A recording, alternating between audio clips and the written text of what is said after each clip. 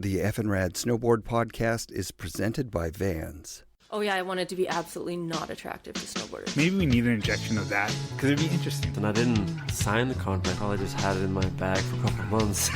And we're all like, oh, let's just bang and let her run. We pushed each other to become better. Front three-tailed it. Season 5 of the FNRad Snowboard podcast is sponsored by Wired Snowboards, The Boardroom Snowboard Shop, Anon Goggles, Crow's Nest Barbershops, and Tribute Board Shop in Nelson, BC. Anon Snowboard Goggles offer innovations for perfect vision and functionality. Magnetic lens technology allows you to change lenses without taking the goggles off your face. I use that a lot when I'm hiking to keep the goggles from fogging up. There's a level of riding where good goggles become essential, and it's nowhere near the pro level.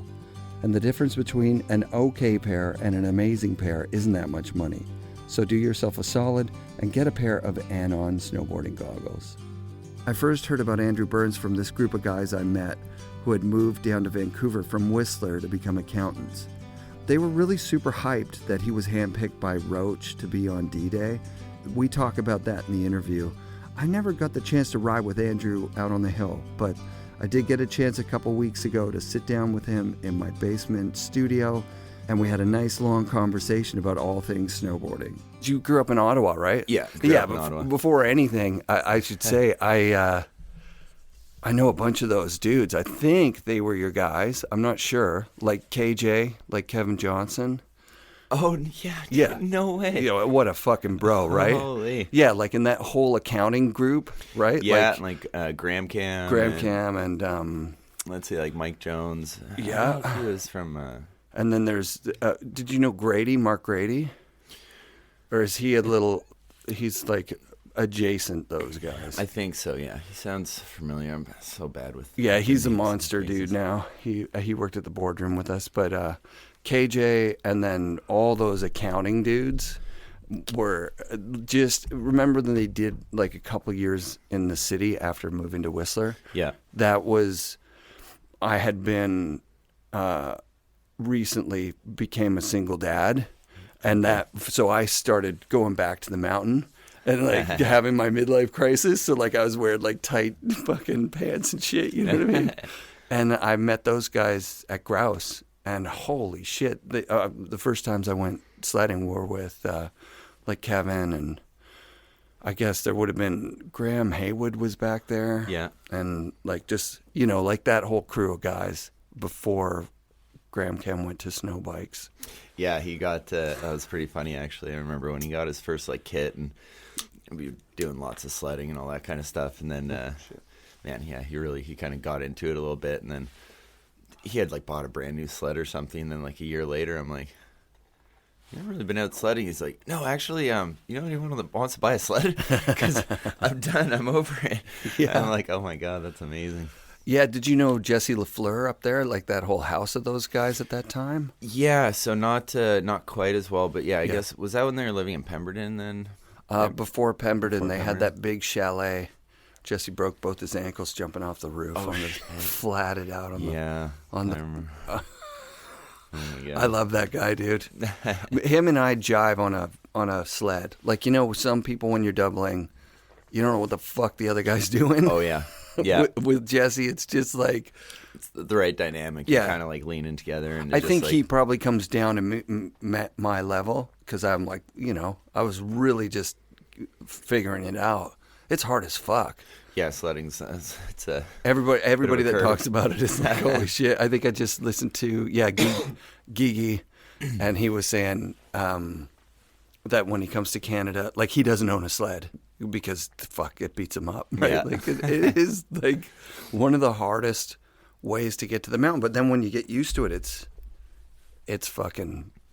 Oh, it's There's amazing. No better access than that. That's exactly it, and especially the mountains around here. But you know, that's also like a tough part of it is, you know, a lot of sledding in like Colorado and Utah and other places. I mean, it's awesome and stuff, but typically the access is nothing compared to here. You know, it's more kind of flatter, more like less complex terrain to deal with, and also like the snow depths. You know, so even like, you know, I know a bunch of guys that sled a lot in those places and are pretty good, and they come here and it, like, you know, on some days they're awesome and doing well and proficient, and then we get those like big dumps and we're going out to some like complex areas and stuff, it's like just a whole different thing. But that being said, even with, you know, people like myself or some even the more OG guys that have been doing this for forever, you have some days where it all works out. You get out there, no problem, breaking trail, this and that. And then you got those days where you probably get to the spot at like 4:30 and you're like, well, we got a trail for tomorrow. Time to go, guys. Yeah, time to go. Totally. That kind of thing. So yeah, I got a couple of buddies, Graham and Grantley, the Simodian twins, that are just like low key. They were sponsored riders in Vancouver, but when they got to sledding, they go like they'll go like more than anyone. They just go all the fucking time. It's crazy.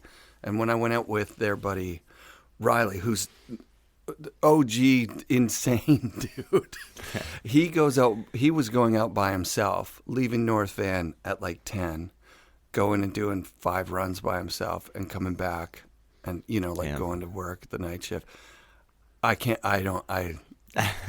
Seeing him doing that, I decided not to get a sled because I know that I'm more like him than like somebody who would do the right thing. Yeah. Like there's a lot of wrong things you can do out there. There are. I've been one of those guys too. That's actually how I got into more of my kind of, you know, extended avalanche knowledge and stuff like that, is by honestly making mistakes. I think that's the way it goes with like a lot of guys. I mean, I did my first avalanche course after I got my first avalanche rather than before, kind of thing, you know? Right. And I think too with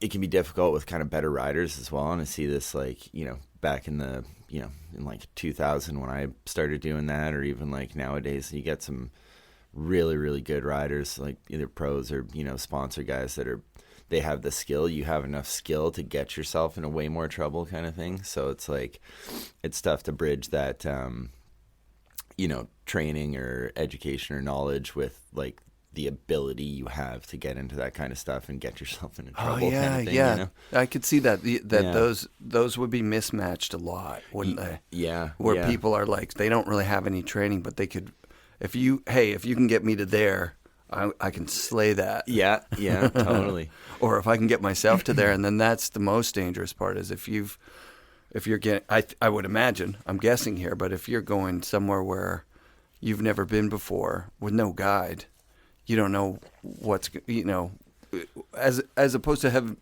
having seen it peel off when you're not there. You know what I mean? Yeah. And having seen like, oh shit, or being told like, don't go there, it always goes. Yeah, and actually that's a really big part of it. You know, riding the same terrain or similar terrain so much, you kind of get an idea of, you know, what can typically happen in that area from, you know, different kind of snowpacks and snowfalls and weather conditions. But, you know, that's actually one of the scarier parts though with sleds, as opposed to, you know, hiking or touring or, you know, stuff off the mountain, is you can so quickly get from, you know, one slope, one aspect to a slightly different one, you know, where it would take you like maybe an hour or a couple hours to do it like on your own kind of human power. And that gives you time to kind of evaluate or see what's going on or feel it. Where on a sled, you can just, you know, snap a finger, get over there. And a lot of times too, I mean, you can forecast a lot with, you know, what's been happening with like weather and the snowfall and all that. But, you know, just those slight shifts in like in slope degree, like in aspect, and, you know, actually definitely around here, a lot of it has to do with like what the sun hits and stuff like that. Right. So you get these slight shifts in aspect, and it can like change everything. So it's a little harder to, you know, look at the forecasts and reports and use that as, you know, like an actual, you know, set. Like, this is what's going to happen. Right. This is how it's reacting, you know, and that's kind of one of the biggest things I've seen is like, you know, it can go both ways. You can get really comfortable with what's going on, and then slight shift, like maybe there's a little convexity or some kind of loaded area, and then it can react and be a lot different, but also like vice versa, which is like on the better, safer side of things, or less detrimental, is when you're expecting some spicy stuff or, you know, whatever, that kind of thing. And then everything kind of ends up being okay. Settled, or yeah, exactly. Yeah. That's rad. I definitely heard because I mean, I'd been out a bunch of times with no incidents. Like I lucked out a few of the times we went. Sleds didn't even get stuck the whole time. Like it was like Those are the great days. Yeah. It's easy. Everything's good. I don't know if we were running at a slower pace or we were doing easier access stuff. Maybe some of the stuff that people have been to so many times, right? Like right at that gateway to Brandywine, that all those pillow in the lines meadow there. in the meadow, and we just had these great days. And when I was talking about the avalanche danger I think with Brian Iguchi, he was saying like, you have no idea how lucky you are to get huge storms and the kind of settling that we get here. Yeah. Right? Like compared to, you mentioned Colorado, like Colorado's dicey supposedly. Oh yeah, super dicey. I mean, there's just such a high temperature gradient there, and then it's drier and just different kind of snowpacks and snowfall. I feel like a big part of it here, just with the coastal snowpack, is it's heavy, so we get those huge volumes of snow, and then there's enough saturation in it to kind of help, kind of crush everything down and make it bond in a certain sense. Now that can go obviously both ways, right? But typically if we have the right kind of temperatures and then like a right side up snowpack in the sense of progressively lighter from low to surface, it tends to crush it down really well. But again, that's kind of the thing. I think we end up with kind of more devastating situations because of that volume and snow load, but it can also, so it's like it's a weird mix. It can settle really nicely. It can be a nice stable snowpack, but at the same time, if it's like that much volume is sitting on a suspect layer or some kind of melt freeze or whatever kind of thing, then when it goes, it's like pretty and colossal, you're saying like the sun exposure too just changes, so something might look like, oh, we just rode this pitch and that's about the same aspect facing the same direction kind of, but you're like when you're on a sled you're moving so fast and so far. Like when you were saying that, I'm thinking about the number of times I've talked to people in Whistler where I don't think there's like a backcountry enthusiast, like serious guy, like someone who's going to do a heli drop at Mount Curry or something. I don't think there's one of those guys that hasn't had to walk out from Whistler. And it sounds like it's like a fucking insane walk. Like it's really fucking long. Oh, yeah. And like a lot of people stay overnight. And it's because even when you're going slow, peaks, like aspects look the same. Right? Like you think you're one place and like a fog blows in and you're like 100% sure that you're at this one place. So you drop with confidence. And when you're moving fast downhill, all of a sudden, if you're moving fast away from where you think you are, holy shit, you get so far so fast. Oh yeah, that's a big thing. And like you said, actually with the visibility, like losing your reference points and stuff like that. And actually, it's kind of a funny story from a long time ago. This was maybe 2 years after I moved to Whistler. It's like, Jesus, like 18 years ago. It was probably 18 years ago, actually. Shit. I've lived in Whistler for 19 years now. That's amazing.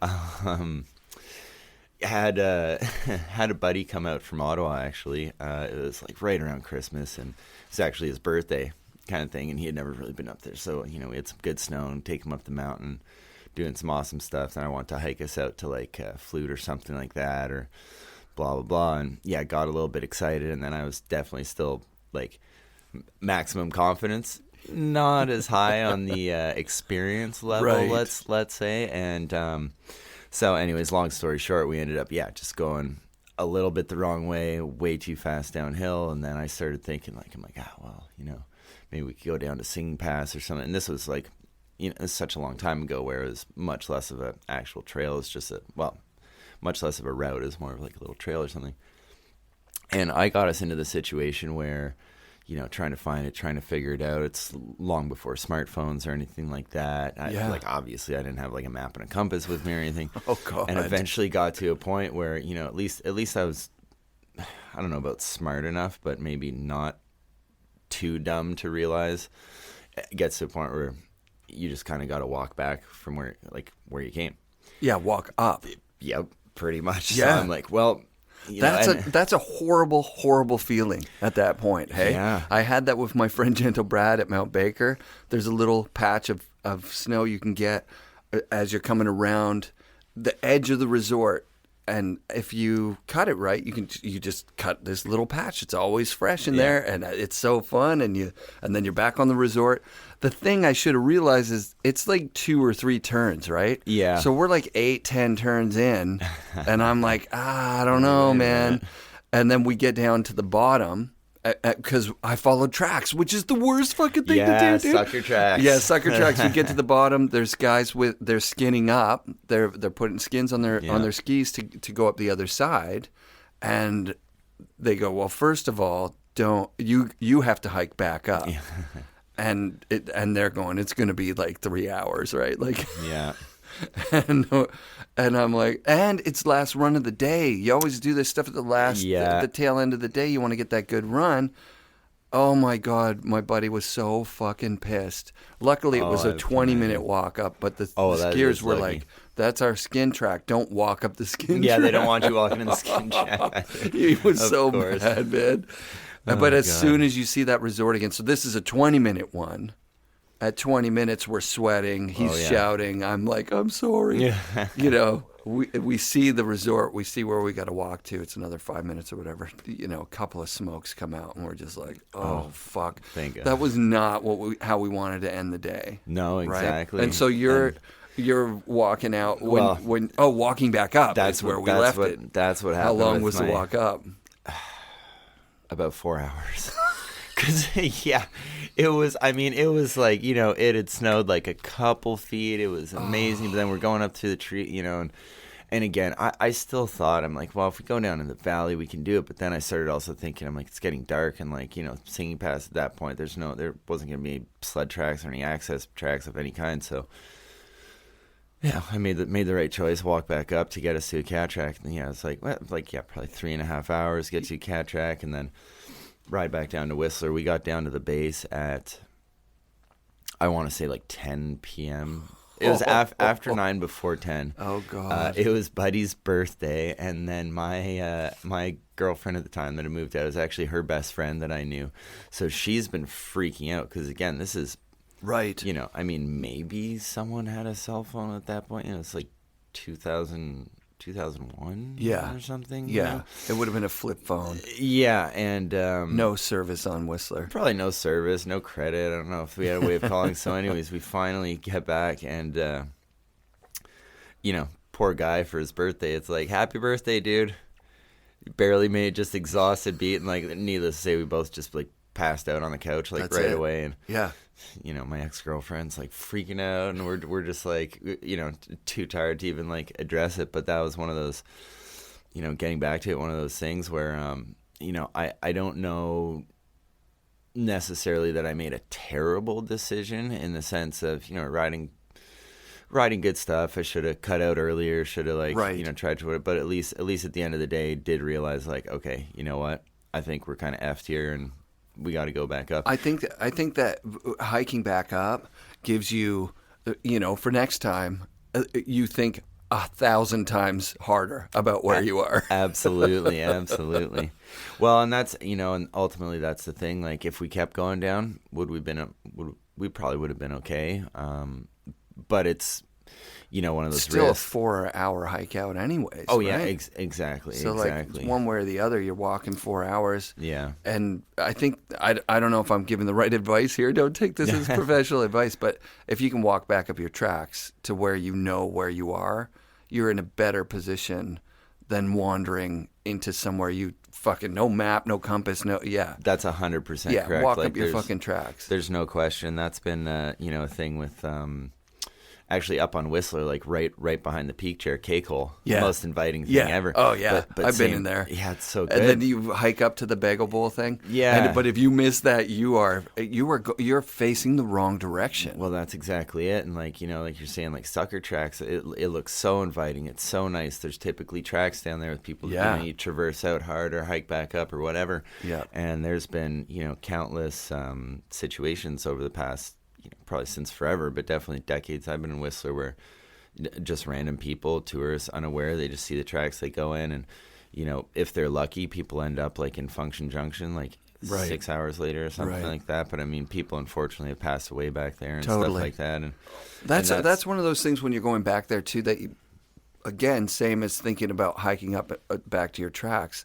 You also don't want to be the guy that went down there and then somebody followed your tracks and then they get lost. That can be a really tough one too. Yeah. I've so on a slightly different note, but funnier note on the sucker track stuff. I've been one of those guys putting tracks in sometimes. So actually in Argentina, I do some guiding down there in the summers. Been going there for a long time. And I saw you've been going there for like 15 years now. 15 fucking years. Yeah. That's so sick. 15 summers. It's been awesome. Oh, that's amazing. We've got there's one particular bowl just off the resort that we base out of there, and it's easy hike and really nice, like lots of cool shit in there and stuff. But speaking of the sucker tracks, a lot of people just kind of walk out there randomly, and then you can't really see her at the saddle where there's a little bit of upper zones, but dropping the lower. Yeah. And we'll ride some stuff that's like either some pretty tight chutes or like cliffed out spots or something like that. We've definitely seen some punters just kind of going out and following. We'll be down on the lake and looking up and like, oh no, they're following our tracks. Oh shit, they don't know what they're doing. And then all of a sudden they're standing on top of like, some 20-footer. Nothing crazy, but I mean, they can barely link turns and stuff like that. And that's exactly it. The sucker track stuff. Oh man, I heard at Cypress, our local hill here, somebody was telling me on the hike out, one time they got to the bottom of the back side of it, which you can only access by like actually going around hiking up. That's like, you're not legally allowed to access it from the mountain. So we never do that. But they had dropped in, and when they got to the bottom, they found like I don't know how old the kid was, like 6 or something. Ooh. Like a 6-year-old kid who was crying, and they're like, what the fuck? And it's just a secondhand story, but they were saying that the kid's sister was 10, and the 10-year-old just saw the people ducking the line, followed the tracks, wound up way out in the back, and brought her little brother. Oh, man. And they hiked these kids out, and the parents had dropped the kids off at the fucking resort for the day. Like that was their drop off for the day. Yeah. How fucking crazy is that? That is insane, actually. I feel like I heard about that, too. Yeah, I probably would have been telling those Ottawa guys about it when it happened. It was a few years back when I used to hang out with them. Was that a EpiPen or something? Oh, that was insulin. That's insane. Yeah. Do you want to talk about that? Oh, sure. Because I heard it was a pretty fucking insane story when you found out you had diabetes. It was, actually. So this is a pretty interesting one. Well, so it's been, I guess it'll be 8 years this Halloween. So I'm a late onset type 1 diabetes. Which is the kid one, right? Yeah, so type 1 diabetes is juvenile diabetes. Right. Type 2 diabetes is, they're changing classifications. Type 2 diabetes, my dad has type 2, although he's doing way better. But yeah, my dad too. As a classic guy, he's a real big fella. Yeah, mine too. Loves his food. Yep. Maybe didn't exercise as much as he should. Right. So, his pancreas still works. It's like, it's just the classic, kind of old out of shape people. It's just getting too much work put into it. Yep. So the type 1 is just pancreatic failure. Usually it happens, and that's what I call it juvenile. The diabetes usually happens when you're around 10 to 15. It just kind of, cocks out and stops working kind of thing. Anyway, so I am, what would I have been, 20, maybe it's going to be 9 years? No. Anyways, whatever, doesn't matter. I'm like 28 or 29. So you're not at risk for this, and you know what I mean? Like you wouldn't be. Oh, no, there was no reason to suspect anything or whatever. Right. So I ended up going, after Argentina, I had a buddy who's awesome, rad, kind of hippie out there parents. They lived in Puerto Rico.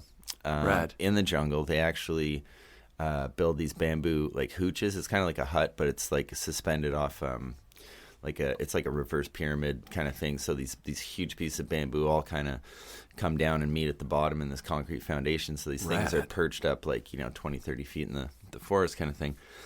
They also farm bamboo. But so living in the jungle in bamboo huts, helping out this and that. started to feel a little weird here and there. I was peeing a lot. I was like really thirsty, back and forth, and I wasn't surfing. I hadn't been surfing that much at the time. All of a sudden, we start getting a lot of waves, and I'm trying to figure it out. So basically, I'm not doing a lot of surfing. I'm doing a lot of swimming, holding my breath, getting the shit kicked out of me. Yeah. Generally, when you learn how to surf, the last thing you actually do is surf. Right. So I started feeling better. It's fine. I'm like, yeah, that's nice. Anyways, didn't really know what it was. Kind of, asked a couple small questions, but people are like, yeah, it's nothing, whatever. Could be like traveler's weariness or whatever, right? Yeah, who knows, whatever. And then I also associate, I'm like, well, I'm drinking so many more fluids. That's why I'm peeing more. Like, whatever. Anyways. Yeah. So then we end up with a break in the swell. There's no waves for probably a solid week or a little more. And so this is one thing. I mean, I'm pretty like hyperactive, and I like to rest and pile out sometimes. But sure. So these guys, my buddy Sam, I mean, I couldn't believe it. He can sit in a hammock for 8 hours and just do not. I'm just like, oh my God, dude. I'm like, I couldn't be hungover enough or smoke enough weed to make me sit in a hammock for 8 hours. I'm the same. So I'm kind of, I'm like, holy shit, I'm freaking out. But then these kind of symptoms are coming back, and I'm feeling shitty. I'm waking up all the time. And anyways, it keeps going.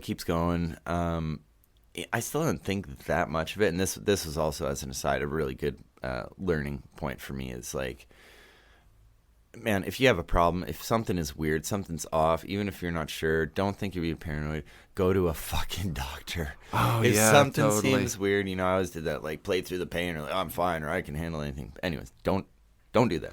I have a hard balance with that because I'm a bit of a hypochondriac. Like sometimes I'll be like, I don't know, maybe my ankle's broken. It's like give it a day or two. So I'm like, but I agree with you. If you trust your gut, because if your gut's giving you something, if it's not like a fucking swell knee or something like that, if it's like you gotta fucking seek medical expertise. Well, and then you'll know as well, like then you can either definitively, hear that, no, you're fine. Yeah. And it's like, okay, well, that's out of my mind. But cool. Well, so then, I mean, I don't know exactly how the cycle went from there. I was feeling like shit and this and that, and then so I ended up, apparently I was sitting in their living room. I use that loosely. It was like the main house it's still a bamboo house and like all open air, but there's couches and stuff, bamboo couches to make everything out of bamboo. Oh, that's so sick. Apparently, so I was talking to my buddy Brandon Halberstadt. Yeah, it's Halby. And his girlfriend in the living room, talking to them. They weren't there. I shit you not. Okay, so I'm talking. Yeah.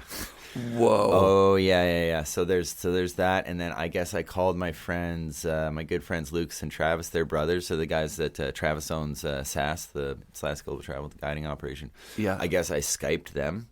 Whoa. Talking about fucking lizards, and this place is like, oh my God. Because they were thinking about they ended up actually moving there and buying a surf school, but this was before they moved there. So then all of a sudden they're just like, what the fuck? So I don't know which one, like, let's say Lucas called my parents and they're like, John, Sandy, something's wrong. Travis called Sam's parents, the people I was living with, and I can't remember Sam's mom's name, but he's like, you got, like, go figure this out. So I guess, so I'm basically hallucinating. I'm tripping out. I start puking everywhere. Oof. This and that. Yeah, like, and then I don't really remember much else. I guess Sam and his mom tossed me in the back of their, super ghetto little pickup truck. I think in the bed of the truck. I'm not actually quite sure. It makes sense, I think. And because it was like just a single cab.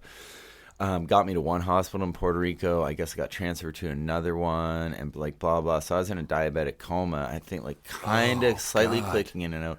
But by the time I actually regained proper consciousness, my parents were there. I'd been hospitalized for a while.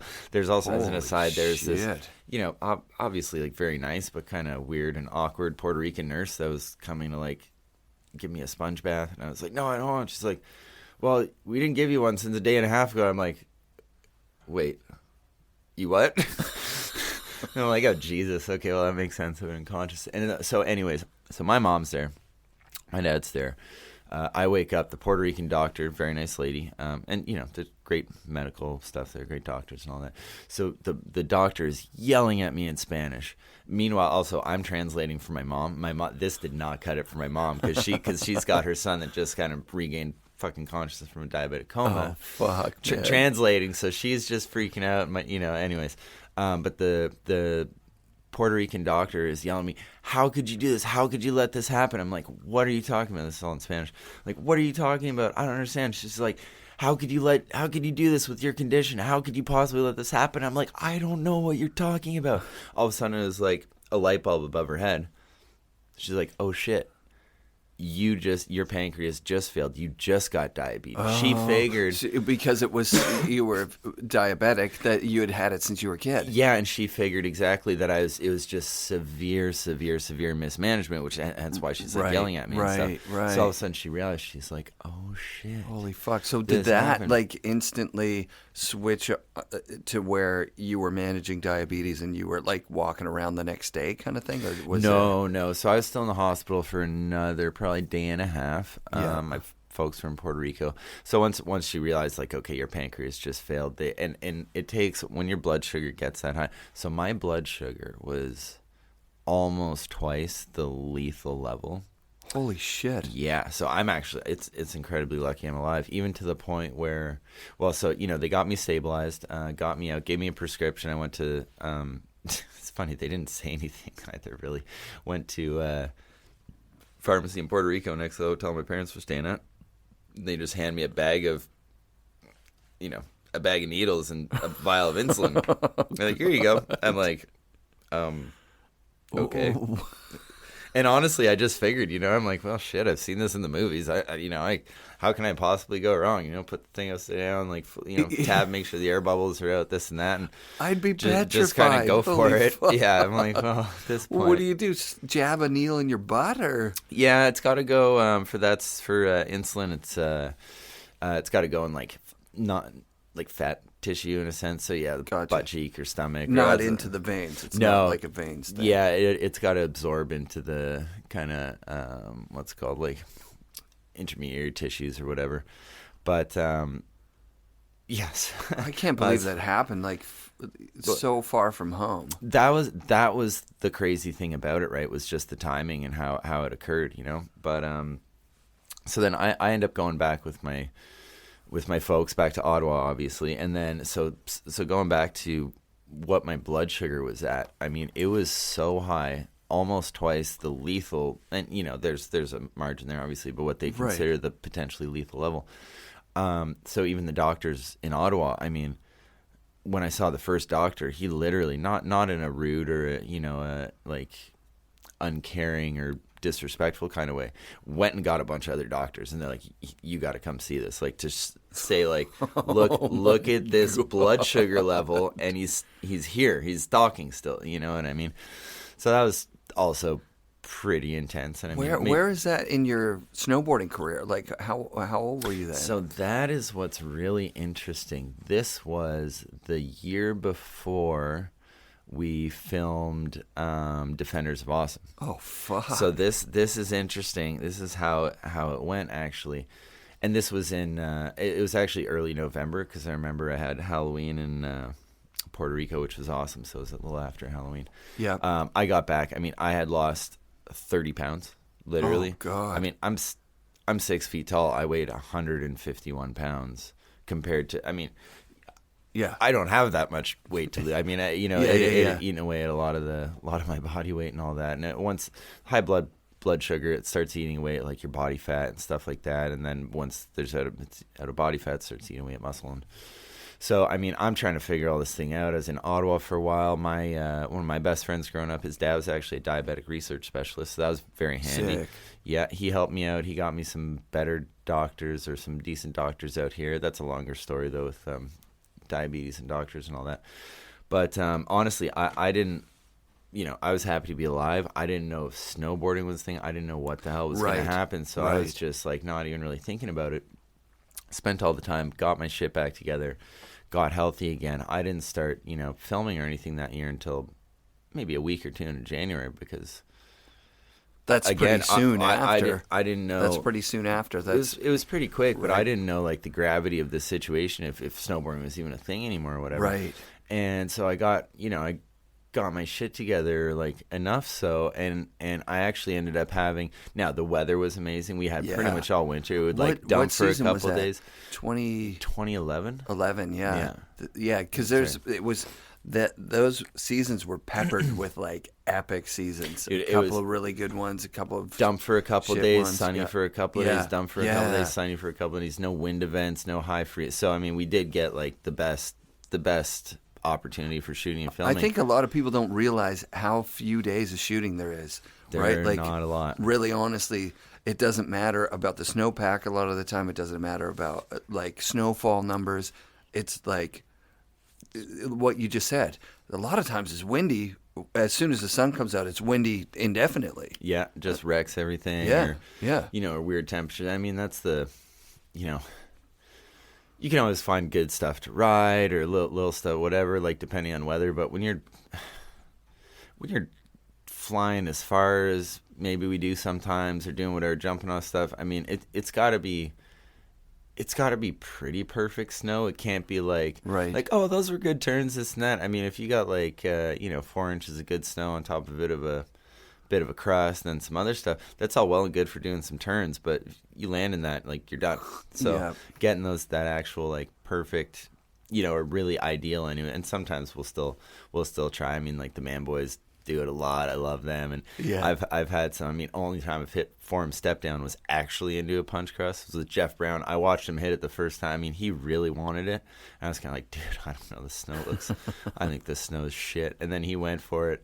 What's a punch crust for the listeners? Oh yeah, punch crust. So that'll be it can be from a wind event or a melt, freeze, or rain, but basically it's where you get some solidified like a crust on the snow where it's maybe enough to hold your weight if you're just gliding over it, but as soon as you land it, or if you were to unstrap and put your boot into it, you'll snap through it kind of thing. So hence there's a crust that you can punch through, and then once you punch through it, your board doesn't come back out. Like, it's really, it makes for some very violent If it gets falls. above your boot, it can cut you, man. Yeah, so I Jeff went for it first hit, and again, the guy is, when he gets something in his head, he wants it. Like, I respect it a lot. I'm like, dude, there's no way in hell I'm doing this, but I'll double you, I'll shoot another angle, all that kind of stuff. His first hit, I mean, it might have been one of the most violent tomahawks I have ever seen in my life. Like, just savage. I mean, if you look up Jeff's stuff, he's posted, this would have been maybe 5 years ago, or maybe it's 4 years. I'd say 5 years ago. I'm like, okay, well, wow, dude, you're all right. That's, hats off to you, bro. That was so savage to try that. He's like, well, I'm going to try again. I'm like, what? What the fuck is the matter with you, dude? I mean, okay, like, it's you, it's your body, whatever. Then he went and stomped a switchback 9, and I was just like, what the fuck? And then he comes, he's like, I really think you should give it one go. And I'm like, I'm really conflicted right now. Yeah. Because, I've wanted to hit this for fucking forever, but this is the worst snow, and I saw you just, the centrifugal force almost ripped your body apart, but then you just stomped this. I'm like, what the fuck? So I ended up getting a trick on it. I got a cab 9, which I was pretty happy with. A little bit of a wheelie, but honestly, in a punch crust, I don't give a shit. Yeah, I'm totally fine with it. But can you pick out from, say, Man Boys footage? Can you pick out when they're when it's shit snow? Yeah, you can see that, because I watched the Man Boys Umami this morning. Yeah, it's so amazing. Fucking good, right? I couldn't. I wouldn't be able to pick it out. Maybe if I was watching for it. Yeah, that's a really funny thing, man. Because so actually, even with those shots on Form Step Down when Jeff and I hit it, that's part of it. You don't want to jump in a shitty snow. You don't want it's just not as fun or whatever. But part of it too, and especially a little more back in like the sandbox days, would be thinking like, well, it's gonna look like shit too. Right. I remember hitting some step down back in one of the sandbox movies out in Rutherford, but it was like heated. I was like hot pow, and I was kind of like, wow, it probably looks like garbage. And then we got the 16 mil back. Dude, it looked awesome.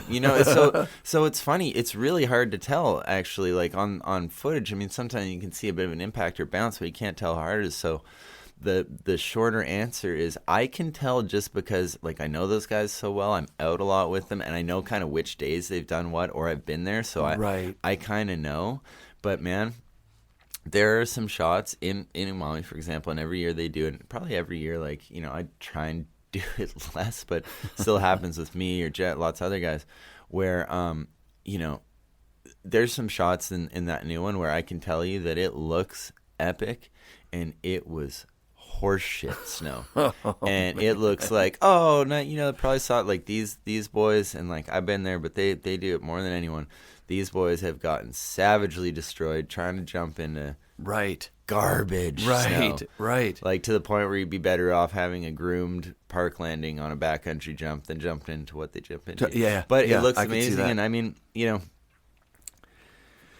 I think you're that's hungry for it sometimes. Well, speaking of that being hungry and the progression to snowboarding, like I talked about it a bit on the intro to Craig McMorris's episode, because I can remember being a kid watching them build jumps in bounds, park jumps, and being like, okay, well, they were all so small, dude. Like everything was so small, and everything that was going on was so small. But you could kind of project it out, like as people started going bigger and bigger, especially around. I was just watching some Michael Chuck footage. Oh, like, love Michael Chuck. You have no idea how big that dude was going compared to everybody else at that time. Well, so much bigger, and also he just physically is bigger. He's a huge big dude. Yeah. So that also translates, right? It doesn't look. It's crazy to see it, like, but I can remember being there while that was current and thinking, oh, fuck, when everybody has to go that big, people are going to be dying at competitions, like for real, like career enders. Oh, yeah, especially the pipe stuff. And I mean, it was funny. I was actually out here, I think it was like the 99 West Beach Classic maybe? Where that big one. That big one, yeah, where he did that. I guess it was just a double backy kind of, or he ended up coming back. And then he reverted. He reverted on the one he landed, but the one he didn't land, because he actually hiked up and did that after his run. He did it for a crowd pleaser, because he wanted it, not for a crowd pleaser. He wanted it. Yeah. But the bail he took on the coping, the hit before that he tried, like he tried the double backy, and he went so much bigger. That would have broken more people. I mean, for those people that don't know as well, I mean, you can kind of tell looking at him like in the footage. But Michael Chuck is, if it was like him against a brick wall, I'd be really feeling sorry for the brick wall kind of thing. You know what I mean? Yeah, he's a tough ass dude. For sure. But he was. I mean, he definitely stood out, like just going savagely larger than most people at that point. Yeah. So the difference between something that's built for riding, right, like a pipe or a park jump or whatever, and backcountry stuff, is like it's night and day. They're not the same. They're not the same animal at all. And what about when a zone is something you really want to get, and there's 5 crews of guys that want to get that same zone? What does it get to the point where people are pushing out there too early, like day of storm kind of shit? Or is there an etiquette out there where people are just like, okay, we're not going to touch it until 24 hours, and you guys are like saying we want that zone next week? Or there's a couple ways it works. I mean, the general, it's first come first serve, right? But generally, as far as an actual etiquette, if you're doing like a day-long build, or, I mean, I actually, if it's possible, and this can be, maybe it's not the best idea sometimes, but a lot of times it's a great idea. If you can get out the day before it's going to be sunny on a storm day, if it's reasonable to get out to a spot and pre-build, then that's wonderful. That's the best. Yeah. And then you've claimed it. Yeah. Like if you come back the next day and there's somebody riding your feature, you get the rule is that most people follow. It's an unwritten rule. You stick a shovel in your build at the top. It's to kind of signify like, okay, we just built this or whatever. Yep. Maybe not everyone gets it. For the most part, that gets you 24 hours. Okay. That makes sense. But only 24 hours. Right. If you get one nice day with that shovel where people kind of fuck off. Yeah. And I've not to be a dick, but I've seen a shovel on something for a couple consecutive nice days where I'm like, okay, dude, fuck these guys. Like, right. No, you can't claim forever. That's exactly. just bad etiquette. Exactly. And that would be, I would imagine, one of the biggest frustrations out there is that not everybody follows those unwritten rules, right? No, not at all. And I mean, people can be claim tons of understanding shit. if you kind of, tell them to work with them. But one of the biggest things too, and this is more so in the past, decade or 8 years or something like that. There's so many sledders out there these days. So typically the good landings are also the fun slopes for high marking and stuff. So right. That's a really big one. Right. And frankly, that's something that I think we've all been more worried about than anything else is, getting out there and getting it done before people can roop your landing or something like that. Yeah. That's definitely the the sheer saddest numbers thing. are insane, right? Like it's just when I talk about going out with the Ottawa guys in 2007, 2008, this is 10 years ago. Yeah. And there were a significant number of people out there. If you got out to the lake or whatever, you'd see a couple of crews. But you didn't have to talk to each other. There was enough room that you didn't go to the same zones even. Yeah, exactly. And I mean, and that's the thing too. Like we all, for the most part, we all know each other. So if you see, they're the only people in a parking lot at 5:30 or 6 in the morning are the people like us. Right? Yeah. So we'll also, it's it can be a bit of a race, and a lot of times people are trying to get to the same shit. I would always just try and avoid them. Wow, these 3 crews are going to try and race each other for them. Step down, we're just going to go somewhere else. But you can at least talk to each other as well. Be like, all right, what are you guys trying to do? And then it's be like, oh, we're going to do this. And you're they're kind of secretive a lot of times too. Well, the thing I hear, because I've ridden with a couple of different crews, is everybody that I've ridden with says the same thing. Oh, those guys are kooks. They don't know where they're going. It's like everybody says it about everybody else. They're going where we were yesterday. Yeah, there's. I'd say that's a bit of a front in the cocky sense. Totally. Yeah, sometimes it's true and but at the same time it's I look at it more as if they know where they're going, good for them. I guess we're racing. We'll figure something out. If they don't know where they're going, if they are going to where we were yesterday, it's well, that's wonderful. I hope they have fun. There's probably some scraps, but we'll go somewhere else. Yeah, exactly. No, it's scraps. It's funny too. Actually, I'm in a not unique, but I think a little more typical, non-typical kind of situation where I'm not as directly involved with all these crews, but I have been involved with all of these crews. So I get to see a lot of, I'm good enough friends with a lot of guys to have man boys, and they'll have some other guys, Craig and them, or Torstein, or fucking whoever. And the little secretive stuff doesn't translate as much because we're home, and I'll end up really getting a pretty good feed of what everyone's actually doing because people don't have their guard up as much. Right. Which is fine too. Yeah. Honestly, I have no interest in trying to race people with spots. I have no interest in competing with people because it also, I know you got to film, you got to get shots, and that is in a weird kind of sense that is a competitive thing. Mm-hmm. But it's part of the backcountry, man. I want to be as far away from everyone else as I can, I want to be able to turn the machines off and actually have it be quiet and nice and tranquil. But at the same time, though, I got to tell you, it is really fun when we're in certain spots when there's there'd be 4 crews within a couple miles of each other, kilometers. I always say miles for some reason, but a couple kilometers from each other in between sessions or builds or whatever, almost as much as riding and being out there. I love nuking over to the other homies and watching a couple hits, being like, "Oh, what are you getting? Let's see it." Someone will eat shit. Rad. It's whoa, or someone will stomp something, and just freaking out, and having the peanut gallery is so rad when it's your friends and your peers as well. It's such an incredible experience out there. Yeah, it's completely different from catboarding, where you've got this captive kind of group of people that are doing the same thing. In that slow, gassy way up, or heli, where, I've never been heli where it's not a group of rich people that are trying to get a bunch of vertical feet, it's just zooming down, going past all this epic terrain, just trying to get those numbers for the heli. Clock the numbers. Heli vests or whatever the hell they get, jackets and things for millions of feet or whatever. That's not the same, not even close. There's nothing that... I haven't split boarded. I just haven't. It's not my move. It's fun, but it's not really my move. I do it in Japan just because exactly where we're at. The effort in versus what you get is perfect. But just to be dead honest, My split board's been in Japan for a couple of years. Oh, that's hilarious. I have no interest. Let's in doing talk it about other- your boards a bit, because your first sponsor.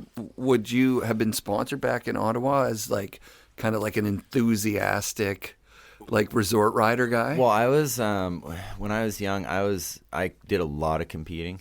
Cool. Like a lot of competing, Cool. and I was actually, because when I was young, just the level hadn't gotten that crazy. So honestly, like even an example, like like I'd switchback nines back in the day, and like Damn. I got like fourth or something like that at like advanced triple crown. I mean, Damn. I actually, when I was 16, I actually placed like top 20 in the U.S. Open. Holy fuck! So you But- went. Do you have to be invited to go there, or do you go and? No, I did the pre-qualifiers and all Locals that stuff. qualifiers. Well, U.S. Open School, they do a pre-qualifier. They limit the the amount of registrations, but they do like they used to. Anyway, it's got to be like 100 people, but you just start from the ground. That's the whole point. Like it's like any open event, like the That's U.S. super Open rad. of golf or the Yeah, U.S. Open yeah, or whatever. yeah. Anyone technically can do it, but you have to go through like a real big series of qualifier things.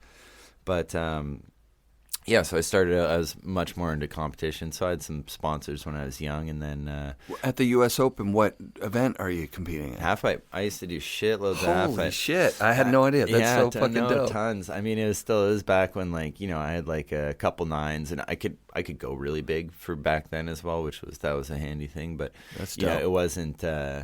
It wasn't nearly what it's like these days. No, I've I've been going back because I'm not a competition watching dude. Mm-hmm. I haven't watched the Olympics. I've seen the finals for a couple of them, but like it's just not my game. I'm not into that. Yeah. But I deliberately went back and watched the first Olympics.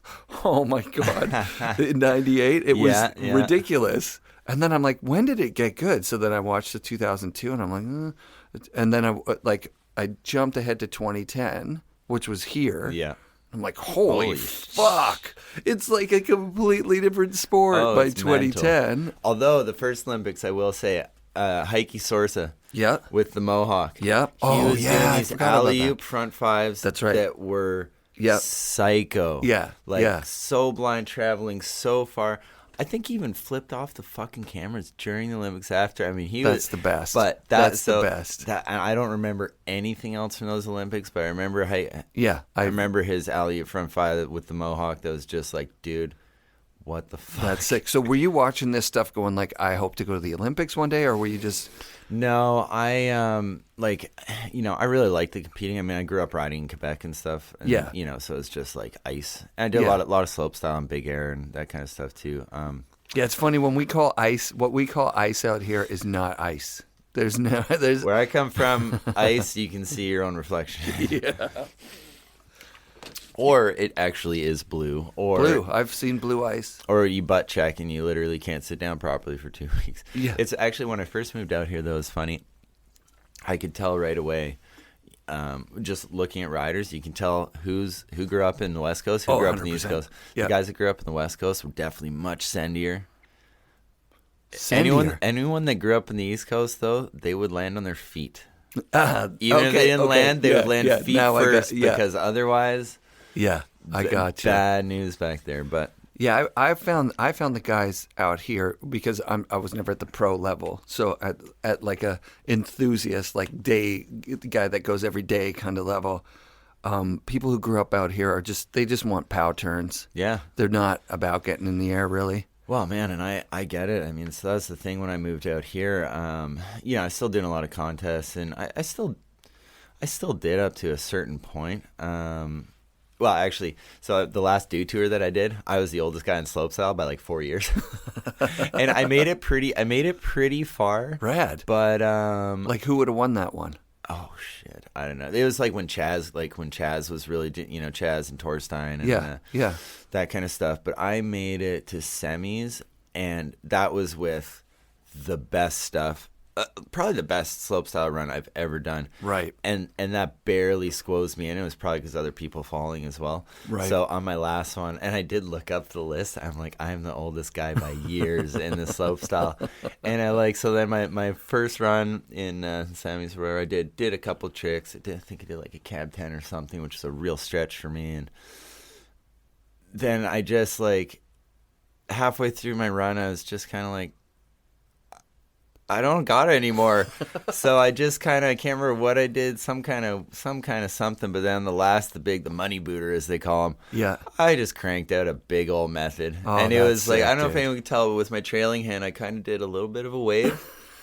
Nice. Because I'm like, I didn't even go do my second run. I'm like, I'm out. I'm done. That's it. I'm yeah, done. I wasn't even going to do the contest. My buddy talked me into it, though. And my buddy, that's one of the coaches.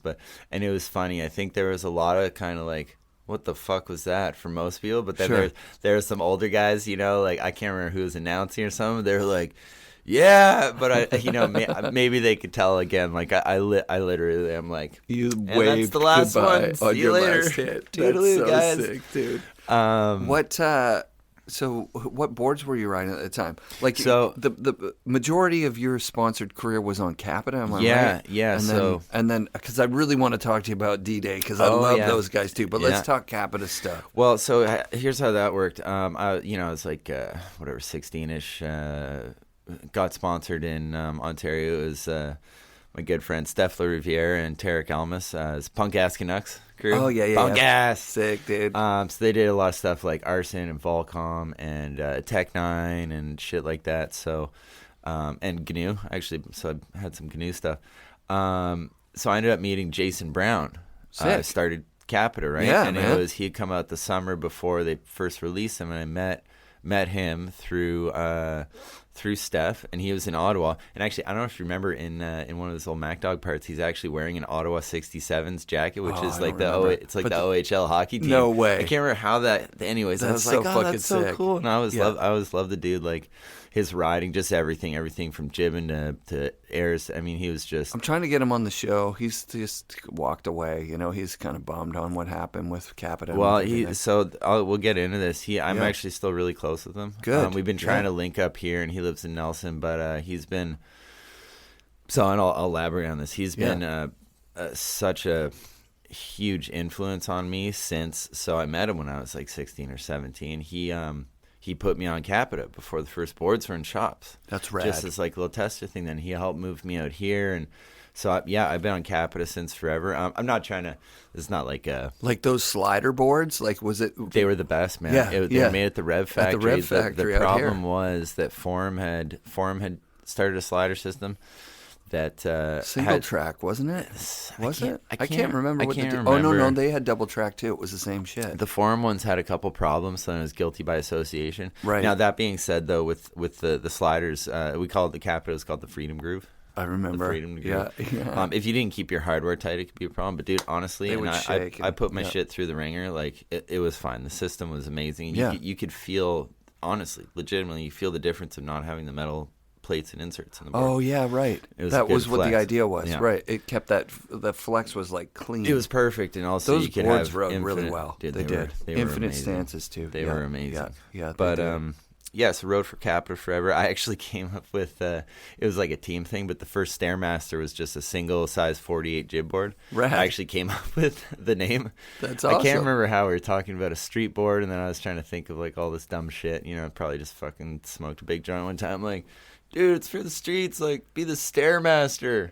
That's awesome. And they're like, yeah, a let's good do that. name. I'm like, oh, that's rad, cool. They're awesome. They've always been great like that, and like blue and stuff. But yeah. so yeah, Capita helped with like a lot of really good support. I mean, When did it transition out from? I've been talking with Blue a little bit about having him on the show too, because they're fucking.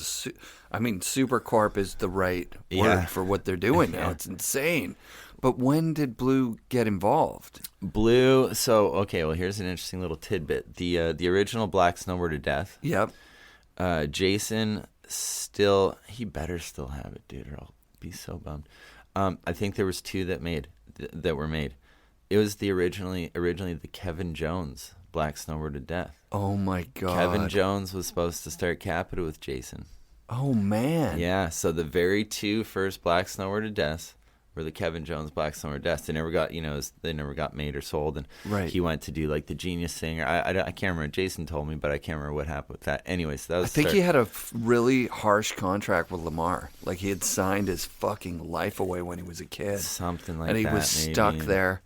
And then because Genius, I mean, Genius is like 97 or something. Yeah. And Forum's like 95, 96.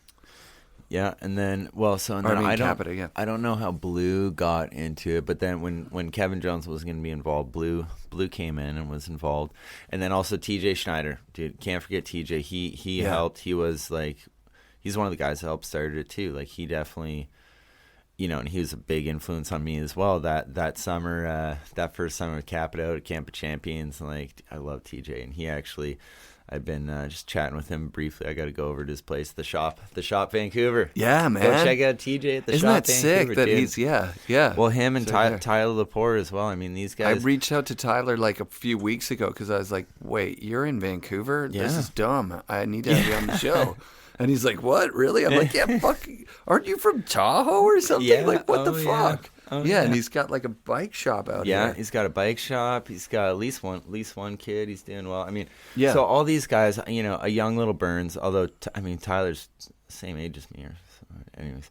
Yeah. Like all these guys, what a great influence, and they were all, amazing riders, amazing human beings. Like I felt so grateful to be like involved with them, and it was more than it wasn't just like, oh, we ride for the same company. It was a real family thing or whatever. Right. And Capita was pretty small at that point, man. Yeah. Like compared to, it had how it is. I don't even think it had aspirations to be how big it is now, right? Like it wasn't like a top 5 company at the beginning. It was like there were like 1,000 companies. Yeah, and right in lots the of them thick of it. were taking little bits of market share here and there. And Capita, it didn't break away until I don't know, probably 2000 or something. 2000. Yeah, maybe even a little later. I mean, it took off pretty quick, but Oh yeah, no, I mean it was a But, successful yeah. company, but it wasn't like I don't know where they are now, but they're fucking up it's there. pretty crazy now. Yeah, right? Like they're top 5 for sure companies in the world as far as Absolutely. like riders and offering and building their own boards and doing their own thing with it. Huge Yeah, well, thing. the mothership stuff, factory Yeah. stuff is really, really cool. It's like a hell of a move and definitely like an investment, but I think it's working out for them and shit. Right, right. And just really, really awesome in general. But Were you on all the way through until that started happening? so here's the timeline. I mean, I started again. I got in there, just Jason taking me under his wing and Tyler and TJ as well. Right when they started, and then a bunch of years, and then Blue, came on with Jason as, more of the business side. I mean, Jason is one of the most amazing human beings I've ever met on Right. every level, but, he also needed like a more kind of business savvy kind of thing. Yeah, he was really creative. Like I remember his Extremely. dioramas at Vegas and Oh, shit, dude. and like Oh, seeing yeah. his All actual the Human 5 stuff. Holy and, like, shit, dude! Well, you should have seen his loft that he had in downtown Vancouver, like from the he got with the Burton days. I mean, this place, I just loved being there, dude. We do all this weird shit. He had so much cool shit going on. We just like smoke a bunch of weed and do these weird little art projects or nod or play music. I mean, it's just the guy is so inspirational and creative and just genuine. It's just like 1,000% like heartfelt, awesome, great stuff. But so years progressed. I mean, Blue was involved and this, that, and the other thing, and then maybe it was like 5-ish years in, they're starting to have to make some different kind of business moves, and I'm not gonna even kind of do the hearsay thing because I don't. Right. I love all of them and just out of respect for not fully knowing, but I know there was a little bit of headbutting as far as business direction, creative direction. Jason definitely at one point wanted to have his next board graphic be very intense, maybe risque. Yeah. I know what it is. Anyone out there that knows what it is are laughing their ass off right now. But and dude, I mean, I thought I was all for it. I'm like, dude, that's the most amazing thing I've ever heard. But you can't even put those in fucking stores. But Right, I love right. it. Anyways, Well, so, Capita did end up doing some stuff that like nudity and shit on boards that was like yeah. it was pushing it for sure to Yeah. have those boards on the wall. But so I can only imagine what Yeah. Jason. No, would it come was up it with. was awesome though. I Yeah. loved it. But anyways, then there started to be a bit of a split in like the vision of everything, and then again, I've yeah, it's just not my place to really say the details Gotcha, and whatever. gotcha. And But I love everyone. there was an unfriendly split between the two. Yeah, man. Somehow Blue got to the top. Yeah, it started to go in a very, very opposite directions as far as what everyone wanted, and TJ kind of got stuck in the middle of that a little bit as well. Yeah. Tyler he had just, Tyler was always just kind of doing his thing and stoked and involved, but he would never, he wouldn't let shit get him down ever, which is awesome. Right. He was one of the most direct people I've ever met. Yeah. But so really unfortunate and sad. But so Jason ended up kind of being not involved, and then TJ a couple years later kind of went out too. TJ's last part, I think, was it was Defenders of Awesome. TJ and I shared a part. Yeah. Which was amazing. But that's when stuff kind of started to shift a little more. I mean, all the people like Cokehart and Scotty and, oh my God, Jess. Like, I love Jess. She is one of my favorite human beings. Like, all these guys, like Jerry, dude, Breezy, he's one of the funniest dudes ever, actually. Oh my God, going camping with Breezy was the best. Dude, all these guys. I mean, it's always been such a family, such an awesome thing, but it's just the progression, I think, of business over the kind of core values. Not that Capita doesn't have good values and all that. They do 100%. It's a fucking bummer that money is what drives. Like it is at that level. At some point, you've got to make money decisions. You do. Exactly. It's the same. That's why you and I aren't going heliing all the time, because at some point, if you have enough money to buy a helicopter, you're going to get tempted to do other things to keep your fucking money, dude. Well, yeah, I know. Yeah, there you go. I've been really good at spending all my money doing cool shit, but I also don't have any fucking money. Right, like, exactly. God damn it, dude. And that's kind of the necessity for, like, if I can't think of any rich people that are out there getting POW on a regular basis. They're not hungry because they're fucking rich. You know what I mean? They got a bunch of options of other things to do. Yeah. I'm like cash poor and POW rich. Like, I get more turns than most of my buddies. Fuck, for sure. Probably not than even close to what you guys are getting, but I get a lot of good days because that's my priority. Yeah. And if your priority is good days, then you don't have time to fucking figure out the money thing. Yeah. And when your money thing is priority, you're just not getting the POW days, but you are probably the right person to run a company, right? Like if what you're thinking of is the viability of the company, that's why there's no money to be made really in snowboarding for a snowboarder.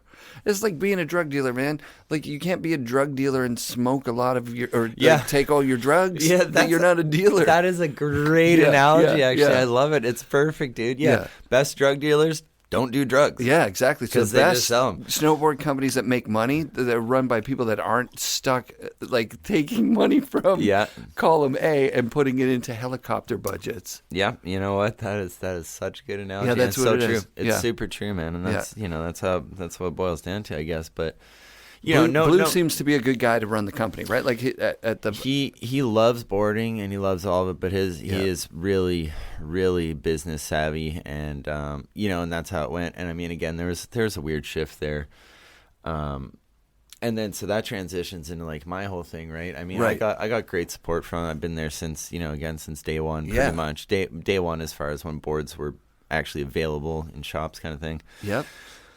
And then, so actually, in getting back to then the year that my pancreas failed and type 1 diabetes.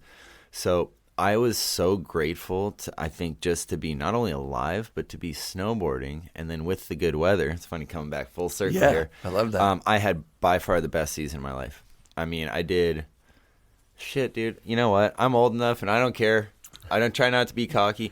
I got to be one of the first, if not the first people to do like a back 10 double on like a backcountry step down or whatever. That was like my ending trick. I was so pumped on that. You know? I learned some other shit. Like actually that was a year I learned a few doubles, and I had really good street shit. It was the best season of my life. That's incredible. For sure. And I mean, when I met most well-rounded, anyways. Well, when I met the Ottawa guys, you were legendary, legendary. Yeah, man. Like it's which is super sick, dude. Like, you know, they were really proud to. They would tell anybody that would listen that they knew you. You know what I mean? Which is sick. Oh, I appreciate that. So that's good to come back from like one of the worst health scares a human being could have. Yeah, and then not knowing if you're going to fucking even have a season and then have, up to that point, the best season of your life. That's fucking wonderful. I think that's, again, what it boiled down to is just being so grateful and so pumped. And again, too, as far as the backcountry stuff, dude, that was the best, most available year. And then even that year, I filmed a bunch of shit in Tahoe because that was the year, for those that might remember this far back, I went there to visit some friends, do a little filming. And then the day I was supposed to leave, we're at the fucking Cat or something. I don't know, some bar in Tahoe City. It just started dumping, and I was supposed to take a 3:30 a.m. shuttle to Reno. It's just puking and puking, and I'm drinking and drinking and drinking. And I'm just like looking around outside. I'm like, dude, fuck this. I'm not going anywhere. That was that 15-foot storm. It snowed like 15 feet in 3 days in Tahoe. Shut everything down. Some of the best riding, like resort riding I've done in my life. But actually, dude, we got to hit all these spots that, you know, kind of needed a crazy amount of snow. Anyways, most productive year, best time, best, you know, most fun. You know, then fast forward a little. I mean, there was other stuff too, man. Like, you know, with Capita as well. I mean, Kazu came on the team.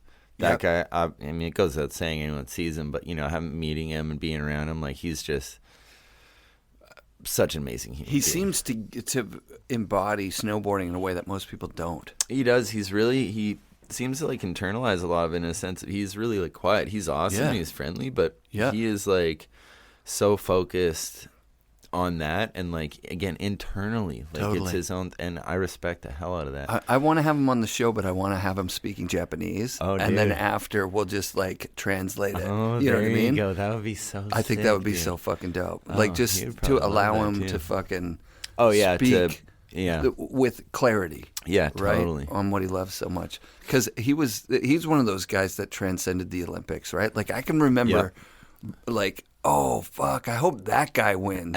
Like, he wasn't like a contender for the top 3, I don't think. I don't know anything about competitions. Yeah. But when he rode, you're like, watching him ride. Oh, that style. Like, that should be what wins. Is that. He's so fucking cool. I can't believe it. So rad. Yeah. So did you ride a bunch with him? You get some chances to a little bit, but so that's the thing. That was, you know, it was starting to be at a point where there just wasn't as much.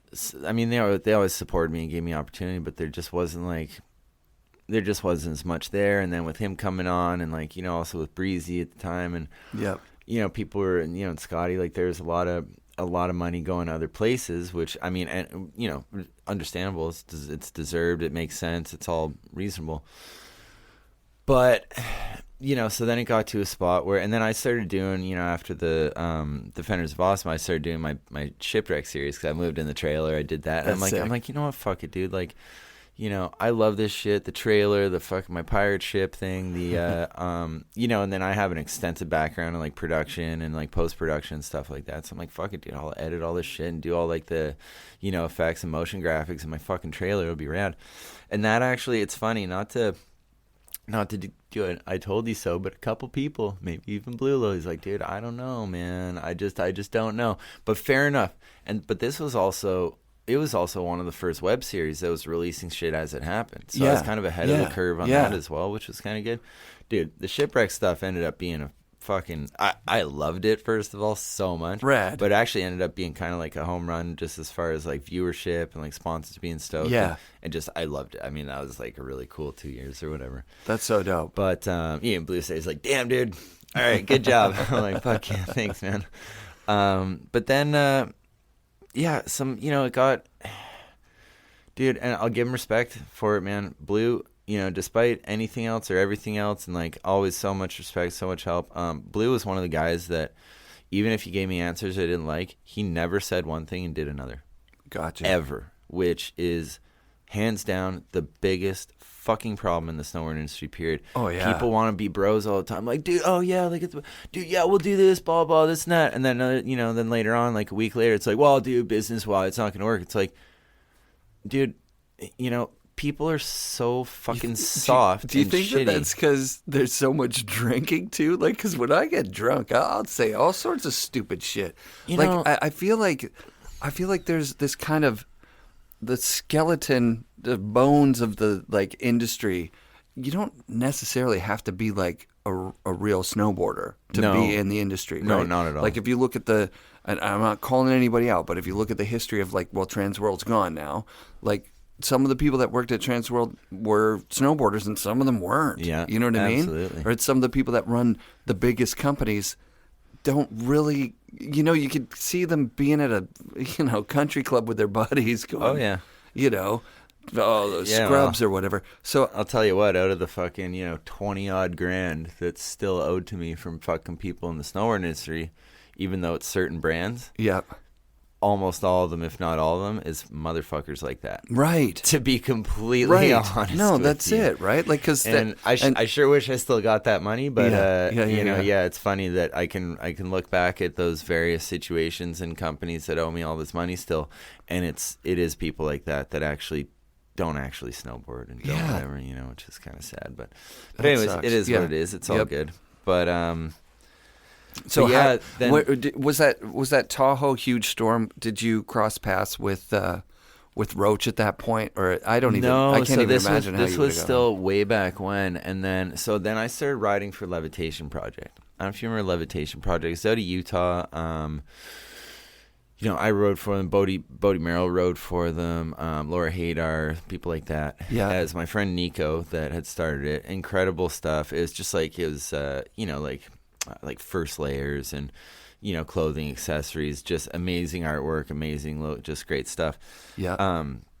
I was still on the Capita days for me, and then the support from Capita was lagging. Oh yeah, and going back to Blue, he told me flat out, he's like, dude, one of the biggest problems in your snowboard career is lack of support, and he's like, I'm one of the biggest culprits.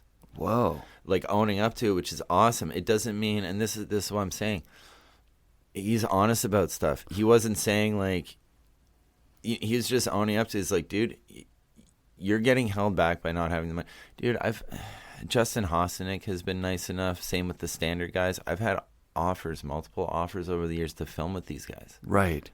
I can't get the fucking money. Right. Which for me, I don't want to sound hard done by, but that's fucking devastating, dude. That of course a number is. of times, like having offers to film with these kind of people, and I can't get the sponsors to pay for it. It's like, right, ooh, right. Does that ever sting? But anyways, the fact that it was an opportunity makes me feel good or whatever. Well, so do you think, just to dig into this a little bit, you think what Blue was saying was that because like, as someone who cuts the checks to different people, this is one of the things in the industry that's crazy to me, right? The forum guys, I don't know that they were talking to each other when there was that Forum 8. Mm-hmm. Like that now that like podcasts are happening and people are talking about the money they were making, and it's coming out. Like I'm pretty sure we're going to hear there was a big discrepancy from like a Chris Duffy to a JP Walker, right? And you look at some of those guys. And I think you realize some people are good negotiators, are good self-promoters, and are going to ask for as much as they can fucking possibly get from a company and get that money, rightfully so. Man, you're risking your fucking life. Yeah. And other guys are going to be like, Forum 8, swell.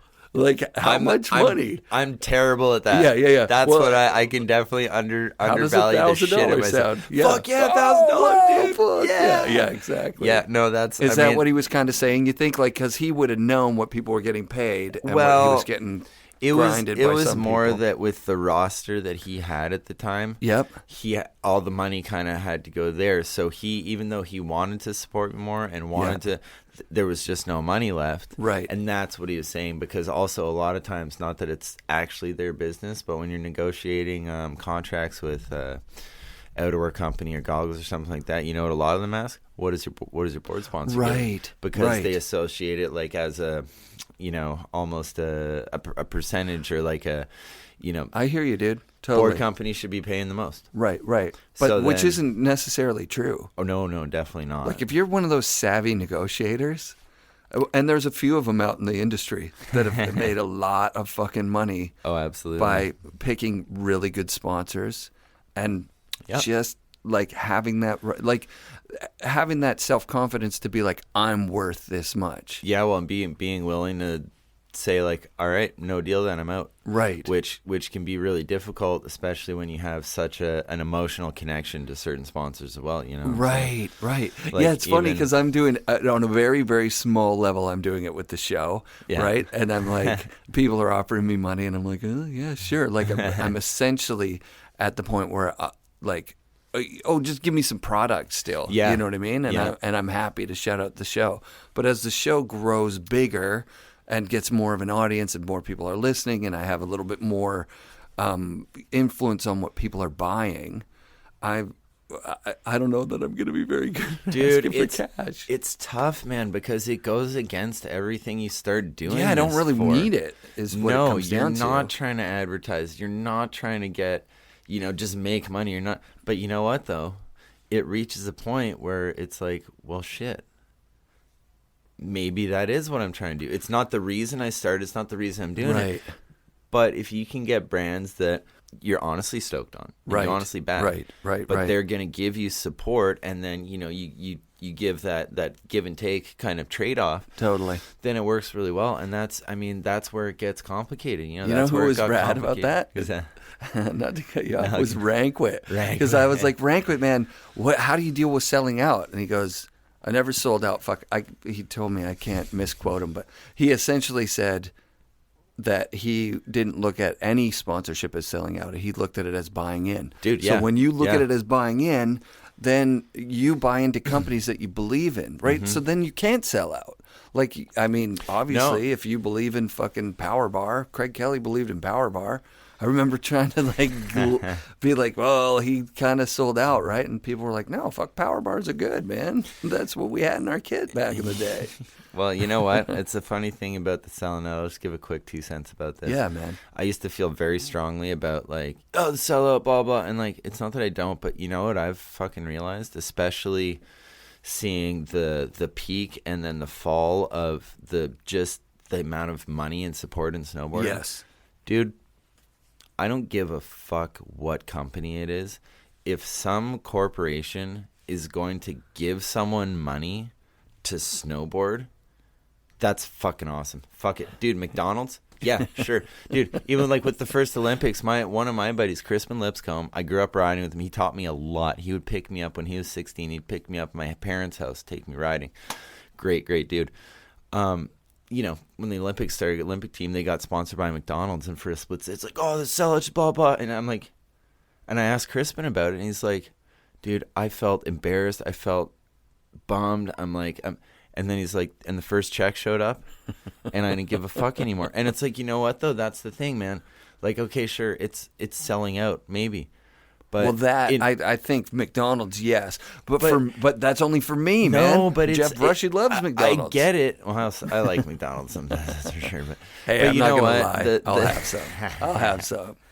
I figure, like, just especially nowadays, man, and you know, people can say whatever they want, but dude, anyone that's gonna fund someone to snowboard, I think that's great. There's obviously different levels. It'd be rad if it's a better company, but there's such a lack of support for talented athletes. There's got to be some sort of, like, if it's like some weird drug company or oil, Esso is like, we're going to put into I mean, yeah, that's true. There is somewhere, but then some people would draw the line at McDonald's and be like, "Fuck, man!" Like you say, like, "Oh God, that's 100%. Horrible." Or Target. Remember when fucking Sean White signed that Target deal? Everybody was like, okay, so there it goes. It's so weird, and I agree with that. And with people like Shaun White, though, too, it's like, dude, you've got enough money, all that. But then again, dude, if Target came to me, dude, I would get a Target logo tattooed on my fucking forehead. I swear to God, at this point, yeah, sure, fuck it. Yeah. But and again, it's not to be selling out, but it's like, wow, you can have a very long, extensive like snowboard career, and it's not okay, like tangibly, like money, bank account, you can have nothing to show for it. But I would never trade even a microscopic amount of the experience that I've had for anything. Right. You know, there's no question. Right. But yeah, also, I mean, I luckily don't have any debt. Yeah. I own some cool shit, but Cool. I have nothing. I have no money. Right, I have barely any credit. You know, it's like, Right, son of a bitch, dude. But again, all this stuff I would never trade up on. Yeah. So, but going back to now, with Capita and, you know, Blue saying like, okay, like, dude, it's just the support. So Nico Nolan, awesome dude, gives me a call one day when I'm really, really trying to work stuff out with Blue a little bit. 'Cause I'm just like, damn, dude, like, you know, and the stuff, the filming I do, the backcountry stuff, dude, it's not cheap. It's dangerous too, right? It's dangerous. It's not cheap. It's difficult, you know, whatever. Nico calls me. He's like, dude, I've been talking with Chris Roach. I'm like, what? Oh, damn. What's up? What are you doing with Roach? He's like, we're starting a snowboard company. I'm like, holy shit. Dude, that's fucking rad. Oh, now I know who Nico is, of course. Yeah. Dude, Nico's amazing. I fucking miss the guy so much. I spent a lot of time in Salt Lake with him, and he has been one of the biggest supporters of my snowboarding, and also one of my best friends too. He's been that's like good. supportive as a friend. He's been amazing. Yeah. How the hell did he get connected with Roach? It's so... Dude, I can't remember. Incredible. Like, he's just a rad dude. He knows people, but he gets, like, some awesome ideas, and he knows how to, like, execute them, you know, and make shit happen. So I can't even remember. They told me. I can't remember how I got a hold of Roach, or Roach got a hold of him, or however the fuck that worked out. But so Nico's like, dude, I talked to Roach, but Roach wants you to fucking ride for D-Day. Right. And I was like, I was like in an airport or something at the time. I'm trying to process this. I'm like, wait, what? And, you know, he's saying like, yeah, we want to start, it's going to be like a skate company, small team. Everyone has pro models. And I'm just like, whoa, you know, I'm kind of lost for words here. I'm like, holy shit. Like, okay. So I end up talking to Blue. I call up Blue. I'm like, okay, dude. You're not going to believe this is what's going on, yeah. man. Like, I don't know what to tell you. And Blue's like, holy shit, dude. So Blue ended up saying reluctantly, he's like, man, and this is when he was saying, like, he's like, dude, one of your biggest problems has been the lack of financial support that you need. And I've been a culprit, but it is what it is. Just he's owning up to it. So he's like, dude, I don't want to say this in any way. And you are always Capita for life, no matter what happens. If you want to come back, which also that meant a lot to me, of course, you know. And it's not that I didn't think that, but he's like, dude, you kind of can't not take this opportunity. Yeah, there's not a lot of this stuff happening these days. Yeah, exactly. You know, and he's just like, dude, it's this is a thing, and there's financial support, and it's fucking Chris Roach, and you know, and then I can't remember when exactly. It was either shortly before or shortly after that Ranko was going to get, you know, and then... Yeah. I mean, fuck, dude. So I was like... So that's how I ended up parting ways with Capita. No bad blood. Like I said, you know, Blue was like, dude, you're for life. And, like, Blue was the one that basically told me. Because I'm like, Blue, I don't know what to do. Right. I don't know what to do. I'm fucking torn. So that's how I ended up on D-Day. And so you were there right from when they first started designing those boards. Yes, sir. I forget if the first ones were at Never Summer. Yeah, the first ones were at Never Summer. Right? Like, so, okay, so now going from a Capita to a Never Summer, what is because Never, okay, I am under the impression that a Never Summer board rides great. It's a little heavier than a Capita, but that they're built like fucking tanks. Well, they're fucking tanks for sure. They're right? built so Never Summer out of Colorado. Yeah, built in the U.S. OG brand fucking, from like early '90s, 91 maybe 92. 3-year warranties. Yeah, tanks. Yeah. everyone has preferences. Everyone likes things that other people don't like, and this and that. I'll love something like, dude, even a fucking golf club. I'll love something that other people think is bullshit. Yeah, man. So, yeah. When you got on those boards, were you continuing to progress, or did you feel that the boards held you back a little bit? Or yeah, I love, dude. I no disrespect to Never Summer guys. I love them. I mean, I think whatever. But honestly, dude, that season, I was honestly wondering. I'm like, fuck, dude, is this? I got old enough, so I'm getting worse at snowboarding. Right. I'm sorry. You know, maybe it's just me. I'm very particular about my boards too. Yeah. Well, anyway, no, I don't want you to badmouth anyone. You're not. I'm not. I think here's the thing: is that Never Summer doesn't make just like one board. You know what I mean? They make all sorts of different kinds of boards, and unfortunately, when you've got a new company, you've got to pick. You've got 3 fucking boards, right? Yeah. So you're only picking this, that, and this construction or whatever. We tried a couple of things with them. We tried various stuff. It was a little limited. Now, I ended up going to like their stiffest possible fucking thing. Yeah. Which honestly, dude, I just could not ride those boards for any reason in the park. Like it was sketchy. Hitting like 80-foot jumps was actually scaring the shit out of me. Right. But getting that super stiff motherfucker out in the POW was good. Cool. Totally good. Yeah. And that's what I needed. I mean, none of this weird mustache camber shit or reverse or soft stuff. But I mean, I'm kind of OG like that too, dude. I want at least camber to outside of one bind, outside of the other. Yeah. And stiff as fuck. Like that's what I like. Right. So that works. Right. We ended up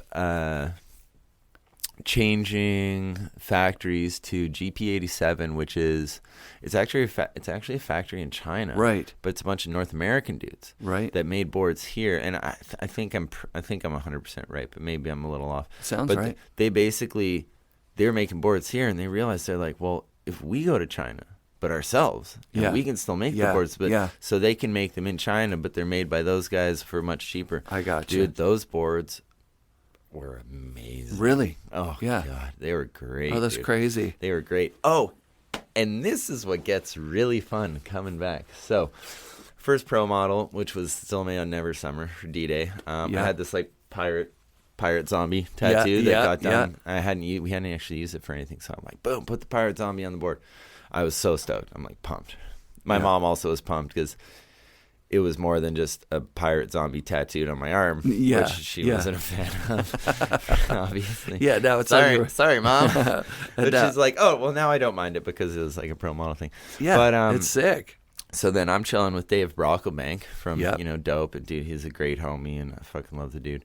He comes up with this idea because I'm like trying to figure out my next pro model graphic. I'm like, dude, what the fuck? What do I do? And he had been following my career when he was young and all this. He's like, dude, why don't you call Jason Brown and get him to do it? I was like, holy shit, dude. Yeah, no, exactly. Just like you, I was like blown away. I'm like, that's the fucking best idea I've ever heard. Why didn't I think of that? I'm like, oh my God. So I contact Jason, and dude, he is such an amazing, supportive, loving, caring, fucking great dude that has been, again, such a huge influence on my life. Yeah. He was all about it. So he started, I gave him an idea. I'm talking about this little Burns in a paper ship with like a shark coming and like, a little pirate flag. And So then Jason and I, like, I would give him an idea and he would do it. Jason and I were doing my graphics for D-Day. That's amazing. Which for me was just like, talk about like full circle. Yeah. Fucking over 15 years later, That's so rad. Like the coolest. Now I gotta collect one of those boards. Oh, dude, I still have them. I want to send some to. And he'd do all the original artwork like full size on something. That's too, his deal. He still has, dude. I love. Oh my God. So that was really cool. So that's how we got into all that stuff. That's fucking really awesome. And then also making the boards at GP87, and those guys were very responsive to shapes, flexes, all that kind of stuff. So I can actually say with confidence. Well, going back to Capita stuff, Blue had given me, just because I'd done a lot more summer riding, he had some prototypes some years ago. So it ended up being the Totally Fucking Awesome TFA. which I ended up telling him, like, dude, this is such a home run. But I ended up telling him, I'm not taking credit. And Sean Tidor at the time was working on there too, and he's a great fucking dude, an engineer and fucking legend and all that. Yeah. But I told Blue, I'm like, dude, if you made this thing, the TFA was directional. I'm like, dude, if you made this thing in your true twin, like, I'm just saying that's my ultimate snowboard. Yeah. So I'm not trying to say No, that I hear you, did it. dude. But then the DOA, the Defender of Awesome, came out, which was exactly that. And I was like, yeah, dude, this is what I was talking That's the about. board. This is exactly, like, this is how I would design it perfectly. So then going to working at GP87, and Nico was apprehensive of this too. And, like, Blue was okay with it. And we're just like, Nico said and Roach, they're like, so we can't copy the DOA, right? But can we just make it slightly different? Because they they're like, that's the fucking board. That's the board you basically, whatever. So yeah, I ended up with riding. I mean, some of my favorite snowboards. Well, no, my favorite snowboards ever for sure. Yeah. But then things, I mean, it's weird, man. Things got complicated. Things get complicated with money. D-Day was a really small company in a terrible time for just financially in the snowboard industry. Big egos too, like big personalities. Not egos. Yeah. I mean, a lot of people said when they started, like, what now? Really? Oh yeah, guys. Yeah. No, this like actually literally the worst time that's ever existed in the snowboard world. Yeah. But it was a small start, and there was good, but small financial, like, investor support and stuff like that from, like, good people, and it was a good concept. Like, the biggest problem was just, like, supply and demand. I think it was difficult to keep up with the demand with a small supply, but the money, and people don't realize. Someone said it on the show before.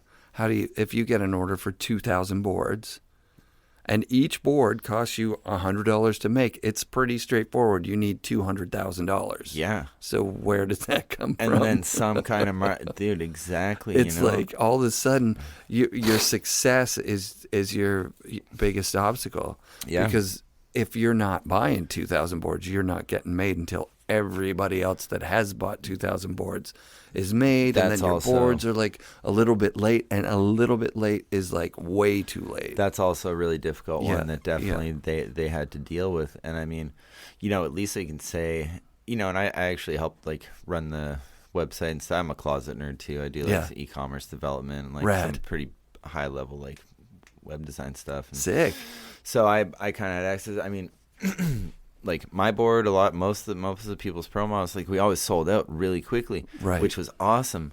But we had to keep the numbers. I wasn't directly involved in this stuff, but I was aware of it. And again, Nico, a really good friend, and Roach and all that. And it was a difficult spot because, we always sold out. But the risk of making too many with that much money out and not, you know what I mean? Like, it was, man. It was a really difficult play. And then I remember when Rancourt was riding on them. He came up to Vancouver, or he came up to Baker, and that guy just rips, dude. Rancourt's rad, it's unfucking believable how good he is. But he was still Rancourt. He was still like, I don't know, like, I think they should be paying me to go here, go there, go whatever. It's like, oh shit, son. I don't know. You kind of when you leave 5150, you leave, the ride umbrella or K2 or whatever it is, where money is like chump change, right? Yeah. And now you're working with a small group of people where money fucking matters. Yep. You have to change your attitude a little bit. He did. Like, he was paying for a lot of shit himself, but he was also like, I think he couldn't wait for it to make a bunch of money, right? He was really stoked on that idea, and I think Roach was a little more realistic. I mean, Roach is, dude, talk about fucking man's man. He's got a family. He's like a fucking contractor, constructor. Like, I mean, totally. Dude, he fucking the dude fucking works. He also He is so fun to snowboard with, and he's savage, and I can't wait. I'm gonna get to this year. I love it. I've lined it up. I'm going down to Tahoe to fucking interview a bunch of people, and I'm gonna get a day with Roach. Oh my god, you're gonna love it. I miss Roach. Roach, what up, dude? I miss you. And Rancourt and Nico. Fuck, I love all you guys, dude. But what a cool company to be a part of. Like, and so here you are, awesome. you're looking at the competitive list of slopestyle. You're the oldest guy, and with these guys, I know, right? You're like equally younger, or probably 10 years younger. It's than so funny how it all works, right? Yeah. It's all like all relative. I But guess. they recognized in you. That's a huge badge of honor right there. Oh, dude, yeah. Having Roach recognize that you're the guy that he wants on his company. Holy Dude, it was dude. a hell of an honor on every aspect, you know. Yeah. And again, one of those things I would never trade for anything. Mm-hmm.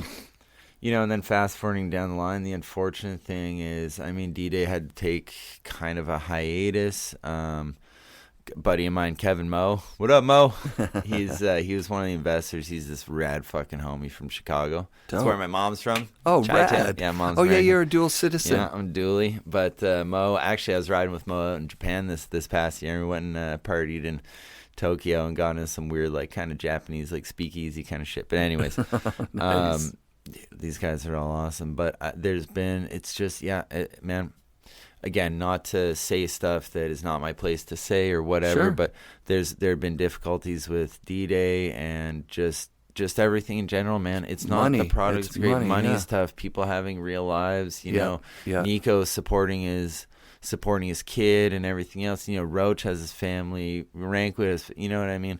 So Roach landed on Academy this year, that's pretty Oh, no sick, shit. man. Oh, and yeah. Academy is oh yeah, I remember seeing that actually. And Yeah, that's right. Academy's Yeah. made back at the Never Summer Factory, so he's back on which is dope. I mean, he likes them. The boards are made in the USA. That's really cool, man. The thing about that's huge. a snowboard for me, like I get mine made here in Vancouver with Rob Dow at Nice. Wired, Sick. which I cannot tell you the value of being able to go into the factory, right? It doesn't matter where it is, but being able to see your board being made and making those little tweaks that are for you. Well, like, yeah, that's dude, my favorite so shit. this dude. is an amazing segue then.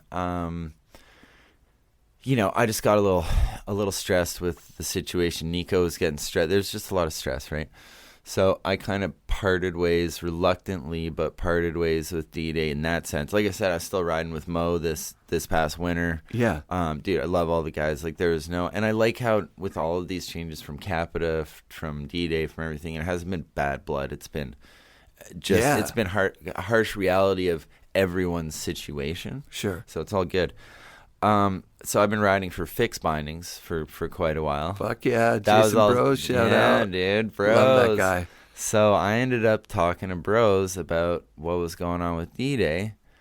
And, you know, I'm at the point where I've dealt with so much horse shit with, like I said, dude, I mean, I got something like, I know I'll never see a penny. It's something like 20 grand that's owed to me by a That's a bunch lot of of different money. brands. It is a Yeah. lot of fucking money, especially for someone like me that doesn't typically get paid a lot. That's a lot of money for pretty much anybody, really. Yeah. But anyway, over the course of some years, so going and seeking new sponsors is a difficult one for me. Fuck So yeah. I want to only represent and ride for people that I actually know them personally, and like Good idea. I have the same values as them, respect them like that.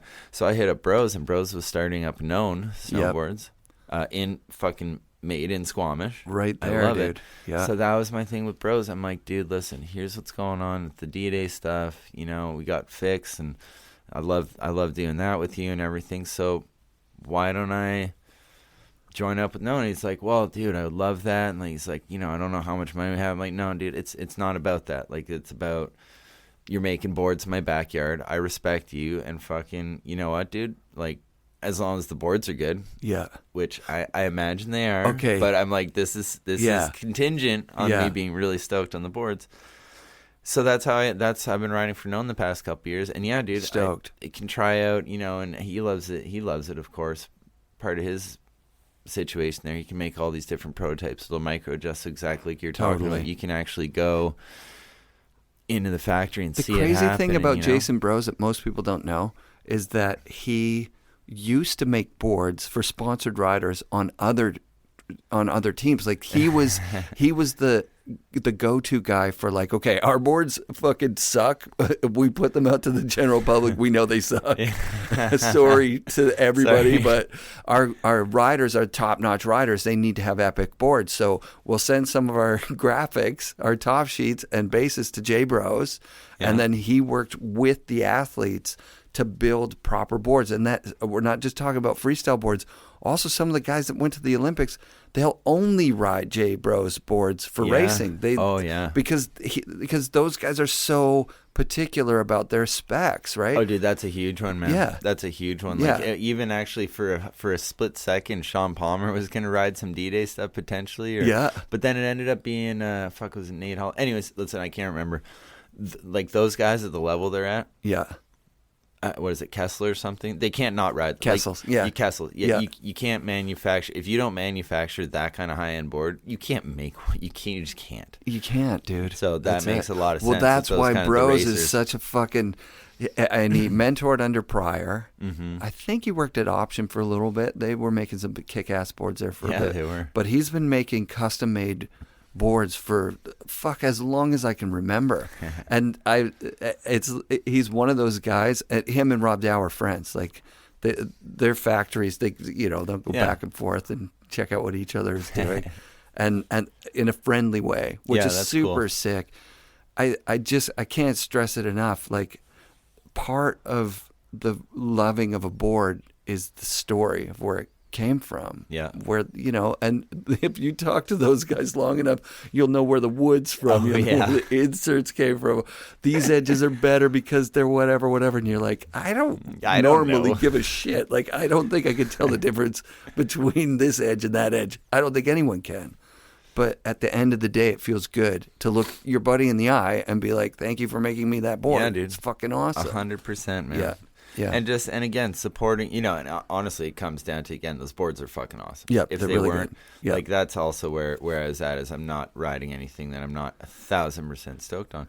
Right. But it's dude, it makes sense with, like, fix and everything. I think Bro's a rad dude. And, dude, they're fucking made in Squamish, man. Yeah. Come on. Yeah. They're made in my backyard, dude. There's so many and that's, like... rad people up there. Yeah, it's nice. It makes sense. And, and that's kind of how it is. And, what sport I can get, I'm grateful for. And... having the opportunity to really tweak my stuff and, like, with the bindings, like, and, the boards. And then same with, dude, Zeal Optics, I got to say, like, their shit is incredible and all that. Also being owned by Maui Jim. They have the finances. Checks come from Maui Jim. But Mike Lewis, the dude that runs it, man, is one of the best human beings I've ever met. He is so on point with business. He is a fucking incredible friend. He is direct, honest, good, all that kind of stuff. It's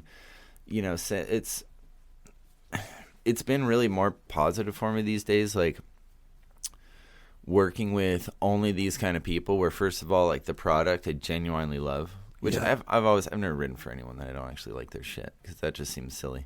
Yeah. But really good people I respect, and I would rather, dude, even here's a great one though. Here's a funny one, man. When I left 32, had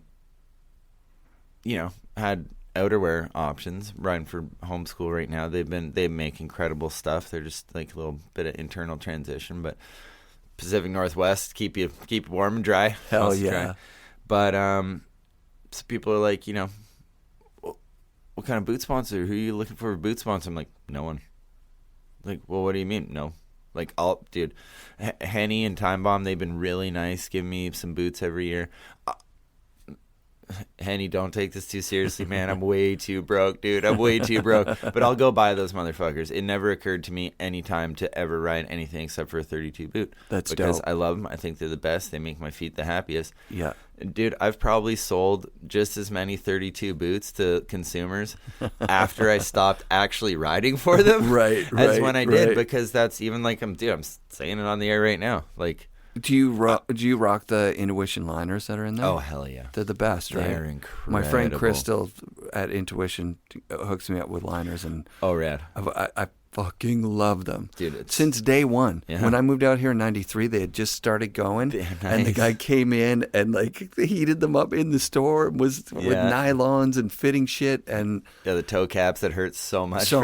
Yeah. And then you put your boots on, and how could you go to anything after that? You just can't. That's it, dude. And like I'd tell other people too, like invest in boots. Like if your feet aren't happy, you're fucked. Invest in boots. Totally. Find comfortable bindings. Then you can ride a fucking sheet of plywood. Yeah. Wear garbage bags. But if your feet are pissed off, I've always said that too. You're done. It's the most important part of your kit because 100%. it's 100% of your day depends on how well your boots fit. I've had shitty boots back in the day. Not that they were shitty boots, but just not boots as good. or they didn't fit my foot. Same, some people have different foot shapes or widths or whatever, and it's no torture. Yeah, exactly, man. Well, fuck, I'm glad that you're still fucking at it. Well, so thanks, what was man. the first year that you were sponsored? Wow. First, like, kind of flow sponsor would have been 96 or 97, 96 probably. I was like competing, and then that's over 20 years ago. Yeah, I would have been around like 14, 15, and then it's funny. Like I've been really lucky. I mean, I also I did all the competition stuff. Then when I moved out here and got a taste of backcountry, I was like, oh my god, what is this? This is what I'm talking about. But I've had lots of opportunity. I've worked my ass off on it. But I've had the odd moment where I've been like, I'm like, fuck, like I'm spending more money than I'm making by a long shot. What am I doing here? And having those little huffy puffy tension. I was like, oh, maybe I'm just gonna quit. And then I'm like, well, but what does that mean? What am I gonna do? Well, it just means I'm gonna work. Right. So that I have money to do exactly what I'm doing. Right. So I'm like, okay, well, wait a minute. This doesn't make sense. I'm not quitting it. What am I doing here? Maybe more off-season work, or now I'm I'm trying to streamline my stuff, but I fucking build houses. I work for a home building company. I'm a carpenter. I'm one of the senior medical guys. A lot of medical experience and tickets from all the years of stuff. I do tiling, remodeling. I love like trades work, physical fucking work, and I'm good at it, and it pays well, and there's a lot of opportunity around here. Yeah. But same thing, it's just I don't know what else to do with myself. I love other shit. I like to skate. I haven't been able to skate that much in the past couple of years because my ankle's super fucked. But actually, I've been skating a bunch in the past couple of months, finally. Dope. It's the first time literally in 3 years that it hasn't been painful to do it, so that's cool. Not skating like I used to, that's for sure. I love golf. I love surfing. But you know what, man? Even in the spring, after snowboard season was over, it's like, I get up, I go to work, I'm fucking, building shit or doing whatever I'm doing. And ultimately, somewhere in the back of my head, it's like, I'm doing this for snowboarding next year. Right. Everything I do, the reason I get up in the morning is to snowboard, even if it's not even close to snowboard season, even if it has nothing to do really with snowboarding. Right. So, yeah, it's, Did you get a couple of years in there where you didn't have to work? Yeah, I did. That's got to be the hardest fucking thing, right? To have a few years where you're just fucking snowboarding is your job, and then you're like, oh, shit, I got to fucking, maybe I'll do weekends for a buddy when he's doing his side gig and he can pay me cash. And then eventually transitioning into that, like, okay, yeah, I can give you 40 hours. It was a little weird, but I always, it was really nice to have those couple years where that's like what I did. But I still always worked in the off season, and I've always been like an independent contractor of some kind, whether it's like video stuff or web development or trades work or remodeling or fucking helping. I've worked in a lot of kitchens, like whatever it is.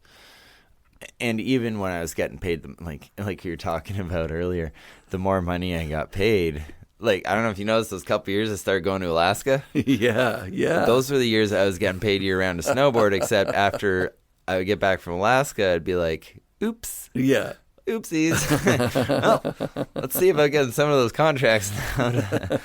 So I even when I didn't actually need to, technically, I always still have and pretty much had to work to some extent. So I feel grateful that, and it sounds weird, I almost feel grateful that I never got paid really big money. Right. Because I always had to come up with some way to support myself or to pay off, or like, oh, I got enough money to live for the year now, but I just spent an extra $15,000 on helicopters or something. I'm like, well, okay, Yeah. back. So I'm used to the idea of having to work. I've taught myself how to work and make it work. Sorry, alliteration aside there, fucking. So yeah, but you know what? It's kind of fucking annoying still, and just to be like, a spoiled whiny bitch right now. It's still annoying. I'm still learning some stuff, but I snowboard in this past year. I've snowboarded less than I have in the past 15 years because I have to work more, and it still does get frustrating sometimes. Where I'm like, fuck, dude, if I got a salary to snowboard and had film crew at my disposal and all that,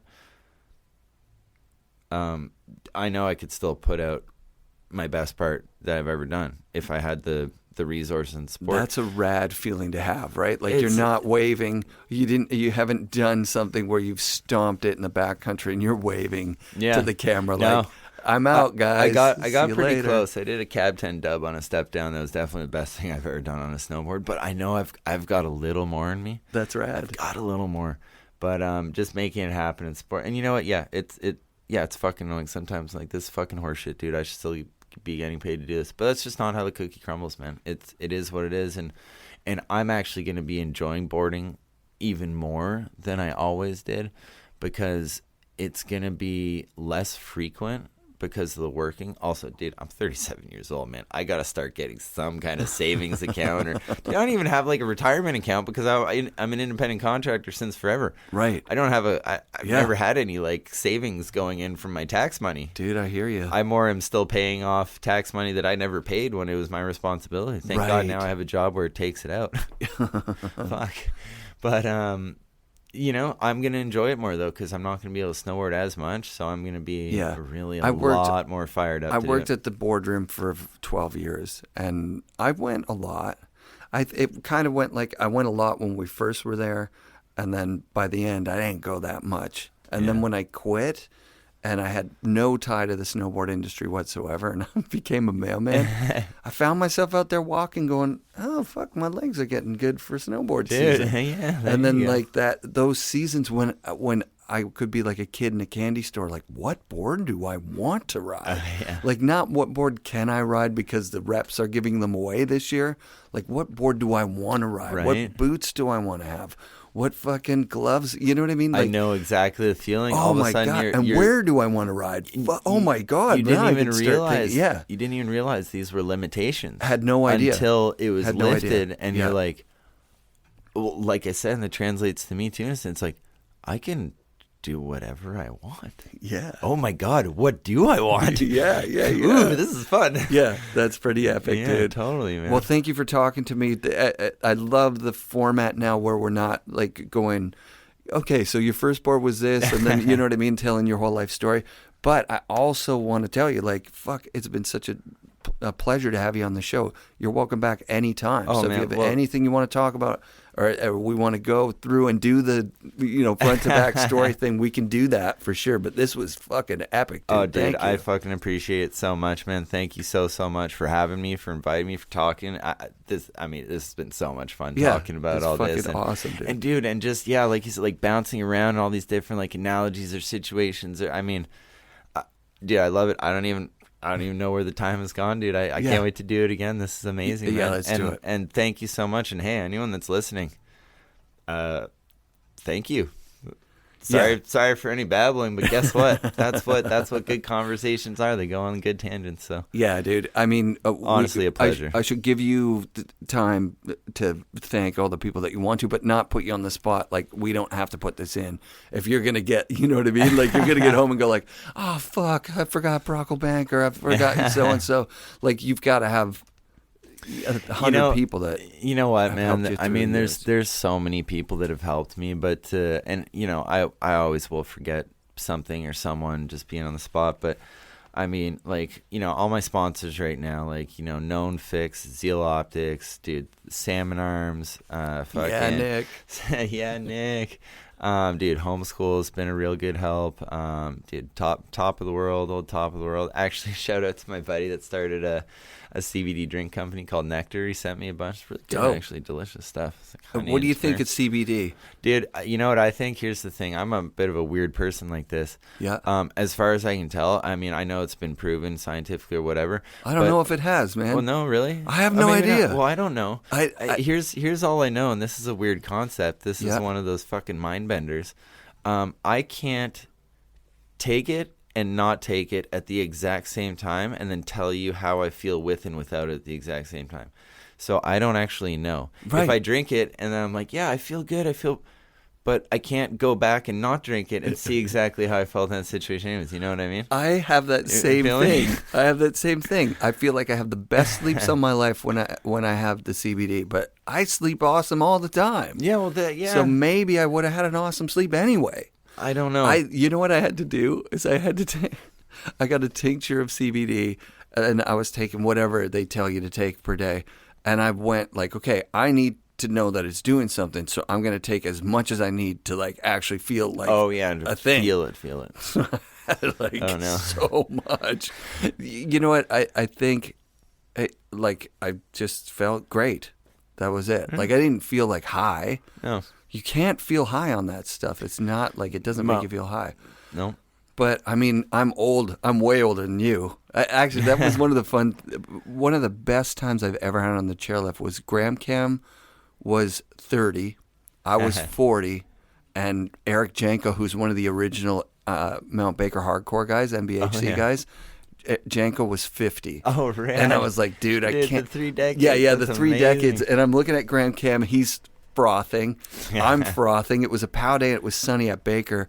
And Janko was frothing. And I'm like, fuck, I hope I'm frothing by the time I'm 50, which is now only like 3 years away. Oh, rad, Jesus Christ. Oh, you'll be frothing. You're frothing. I love it. will be. I will be for sure. There you go. And so that's one of those fun things is like seeing, like you say, you're 16, you were a kid that was into it, you're fucking 36 or whatever you are now. Yeah, 37. Yeah, sure, a month ago. 37. Yeah, and you're still after, and you still feel like you can put down the part of your life, which, oh, fuck. I think so. I think I can too, but that's only because I never put down a good part. Oh, yeah. But it's been a fucking absolute pleasure. Any more after the CBD? Thanks. You got more? You know, more honestly, guys? there's so many, man. I mean, you know, Nico, like I said, Mike Lewis, dude, Eric Top of the World, Mike Copeland, who fucking my boss at a snowboard shop in Ottawa, Yeah. dude.